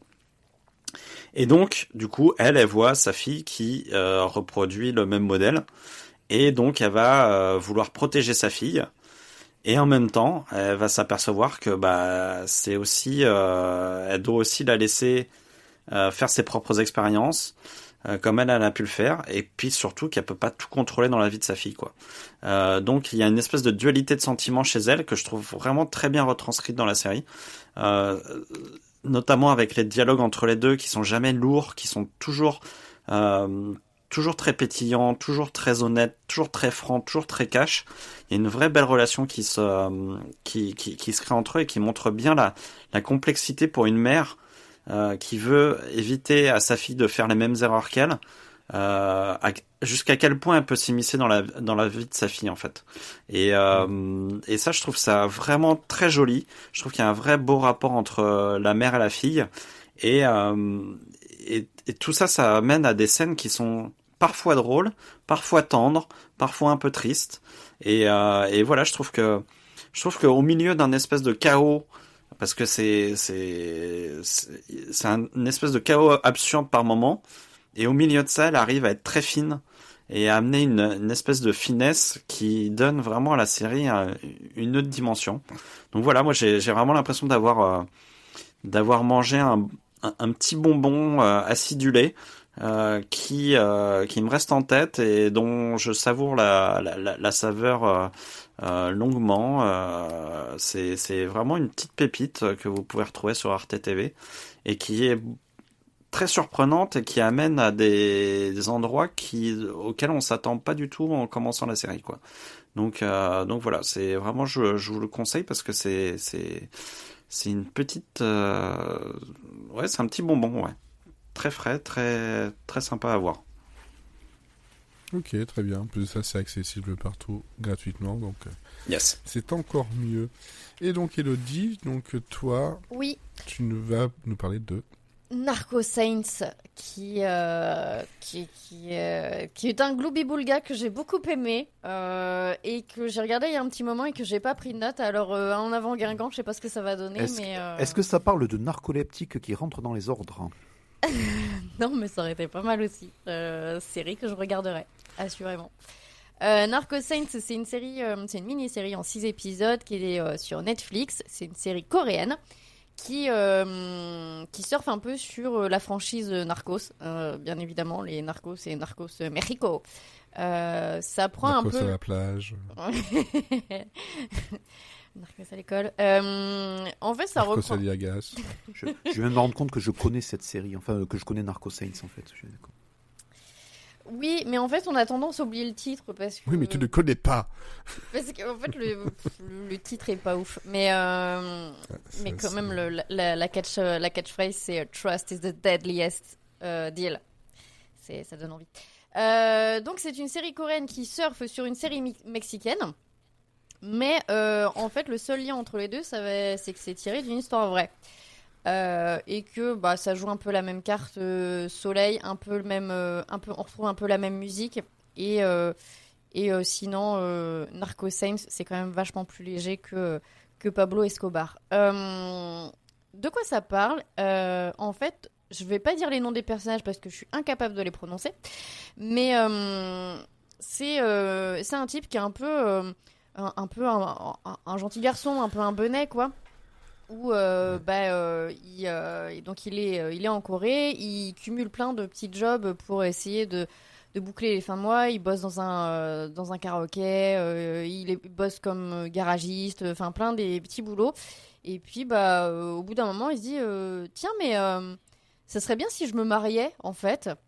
Du coup, il prend son petit carnet d'adresses là, et puis il téléphone à toutes les meufs qu'il a dans son carnet d'adresses là. Et puis, dès qu'elle décroche, elle dit ça te dirait pas, on se marie?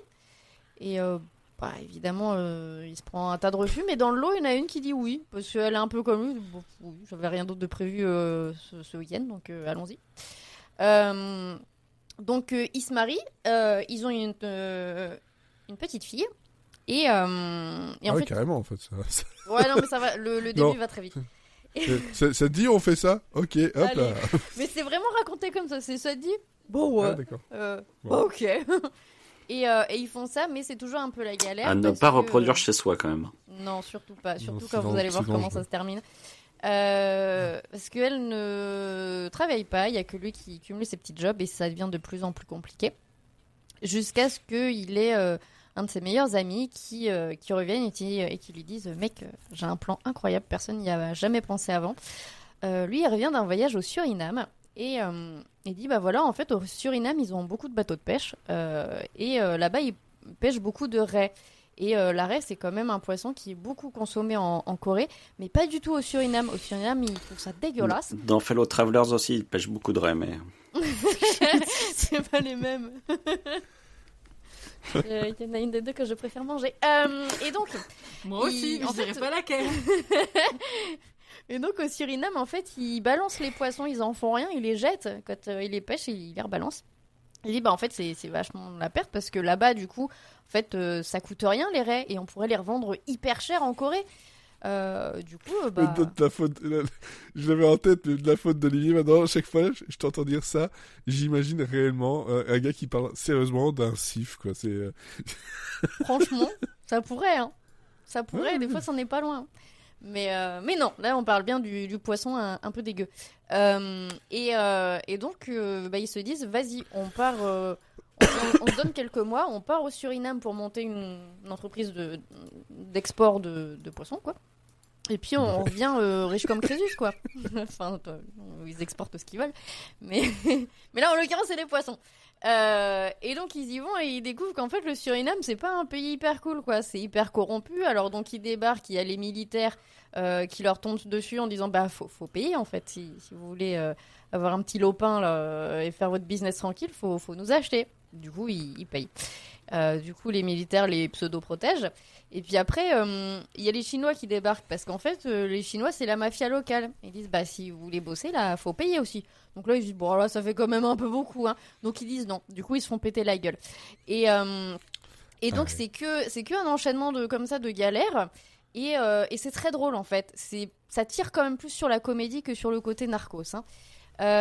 Et puis ils montent leur petite entreprise de pêche. Et puis galère, mais ils arrivent quand même à envoyer leur premier chargement vers la Corée. Tout se passe très bien jusqu'à ce que en pleine nuit. Qu'est-ce qu'il y a?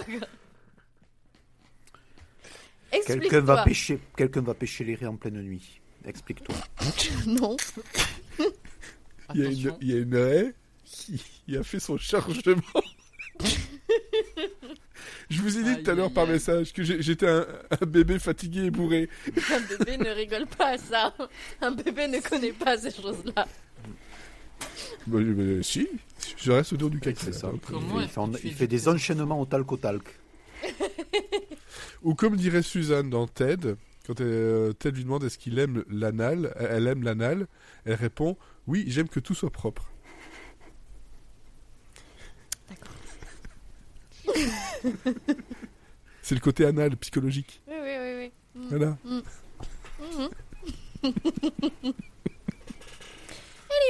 Vas-y. Continue, Elodie. Donc ils envoient leur On the premier note, une chargement. raie. Mais en pleine nuit, il y a toute la police qui débarque et qui arrête notre cher Kidam. Parce que en fait, dans ce chargement, il n'y avait pas que des poissons. Il y avait aussi quelques gros kilos de cocaïne. Et lui, il comprend pas parce que c'est pas lui qui a mis ça là. Il le saurait s'il avait égaré 15 tonnes de cocaïne au milieu de ses poissons. Enfin, je veux dire, ça passe pas inaperçu. Puisque je les ai oubliés au milieu des poissons de ma cocaïne. C'est un peu con. Oh, oups, c'est ballot. Et donc, direction la prison à Saint-Martin. Savoir que toute la série est tournée entre Saint-Barth et Saint-Martin. Et donc, il s'est arrêté, il comprend pas. Il dit non, mais je vous jure, c'est pas moi. Bon, du coup, c'est pas très crédible. C'est bon, mec, on arrête son chargement, c'est quand même le tien, quoi. Et là, en fait, il y a un policier coréen qui vient en prison et qui lui dit non, mais en fait, on sait que c'est pas toi. On connaît le coupable. Et en fait, toi, tu vas devoir t'infiltrer parmi eux pour qu'on puisse faire tomber toute l'équipe, quoi. Et il s'avère que ce fameux mafioso, c'est à la base quelqu'un vers qui il a essayé de trouver de l'aide pour lancer son entreprise. C'est le pasteur coréen local qui a l'avantage d'avoir toute une horde de fidèles dévoués d'une petite Totalement secte. starbé. Il est complètement cinglé, il est flippant et il fait de la traite d'humains aussi, c'est son passe-temps. Et voilà, donc du coup, il va, en fait, le petit mec un peu benet va se transformer en agent double assez badass, quoi, finalement. Donc voilà, entre tous les méchants qui se battent entre eux aussi, parce qu'il y a toujours la mafia chinoise, il y a toujours les militaires, il y a les policiers coréens, enfin c'est un bordel. Mais J'allais le dire, c'est un bordel. Mais c'est un joyeux bordel. Alors effectivement, par rapport à l'histoire originale, ça prend de larges libertés, mais le fond reste le même. La vraie histoire, c'est qu'ils ont quand même envoyé un mec qui avait rien demandé à personne en infiltration chez le baron de la drogue au Suriname. Mais bon, après, c'est beaucoup plus fun que la vraie histoire. C'est très très drôle.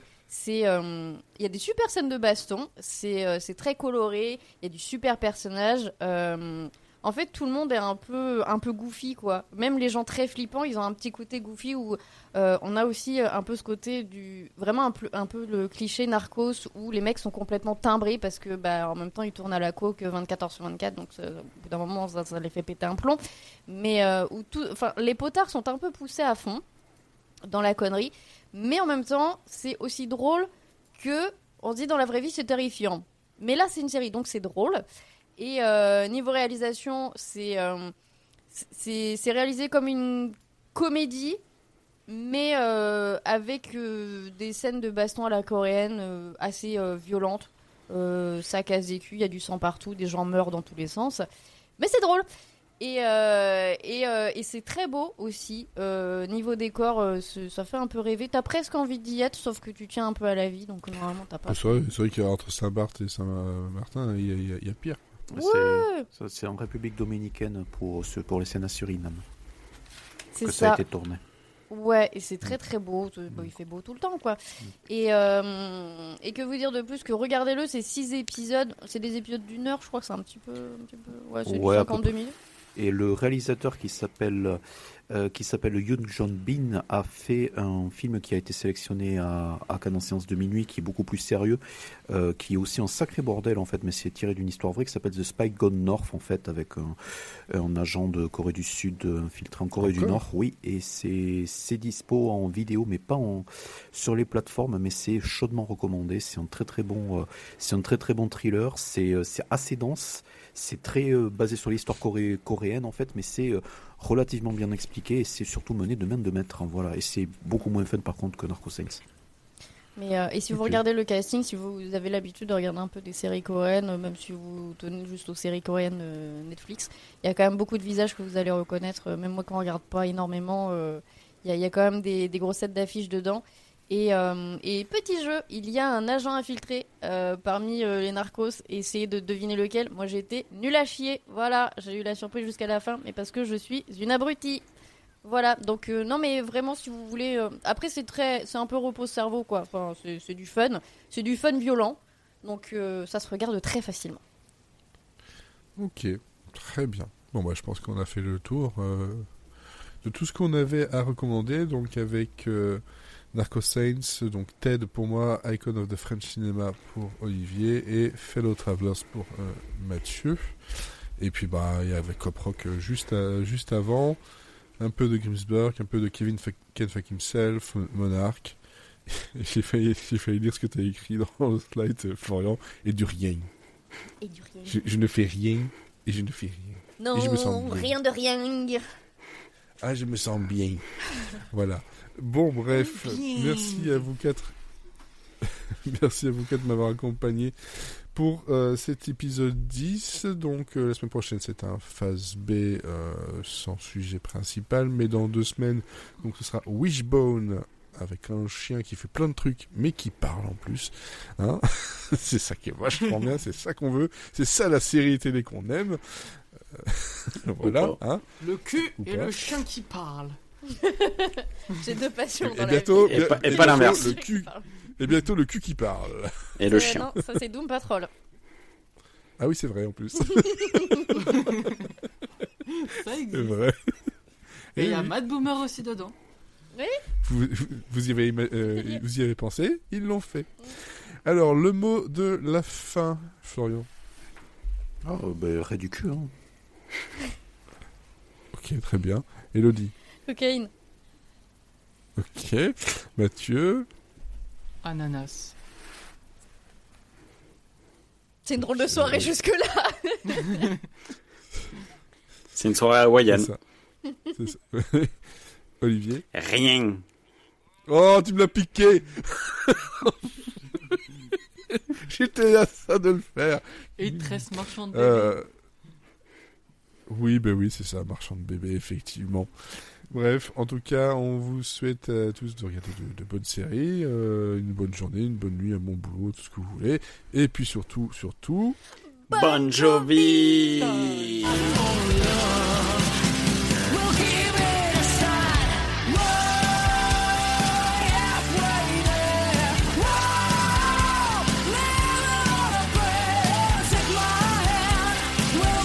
de tout le monde, en fait. Juste à la fin. Tout, tout, tout, tout. Vive le 6.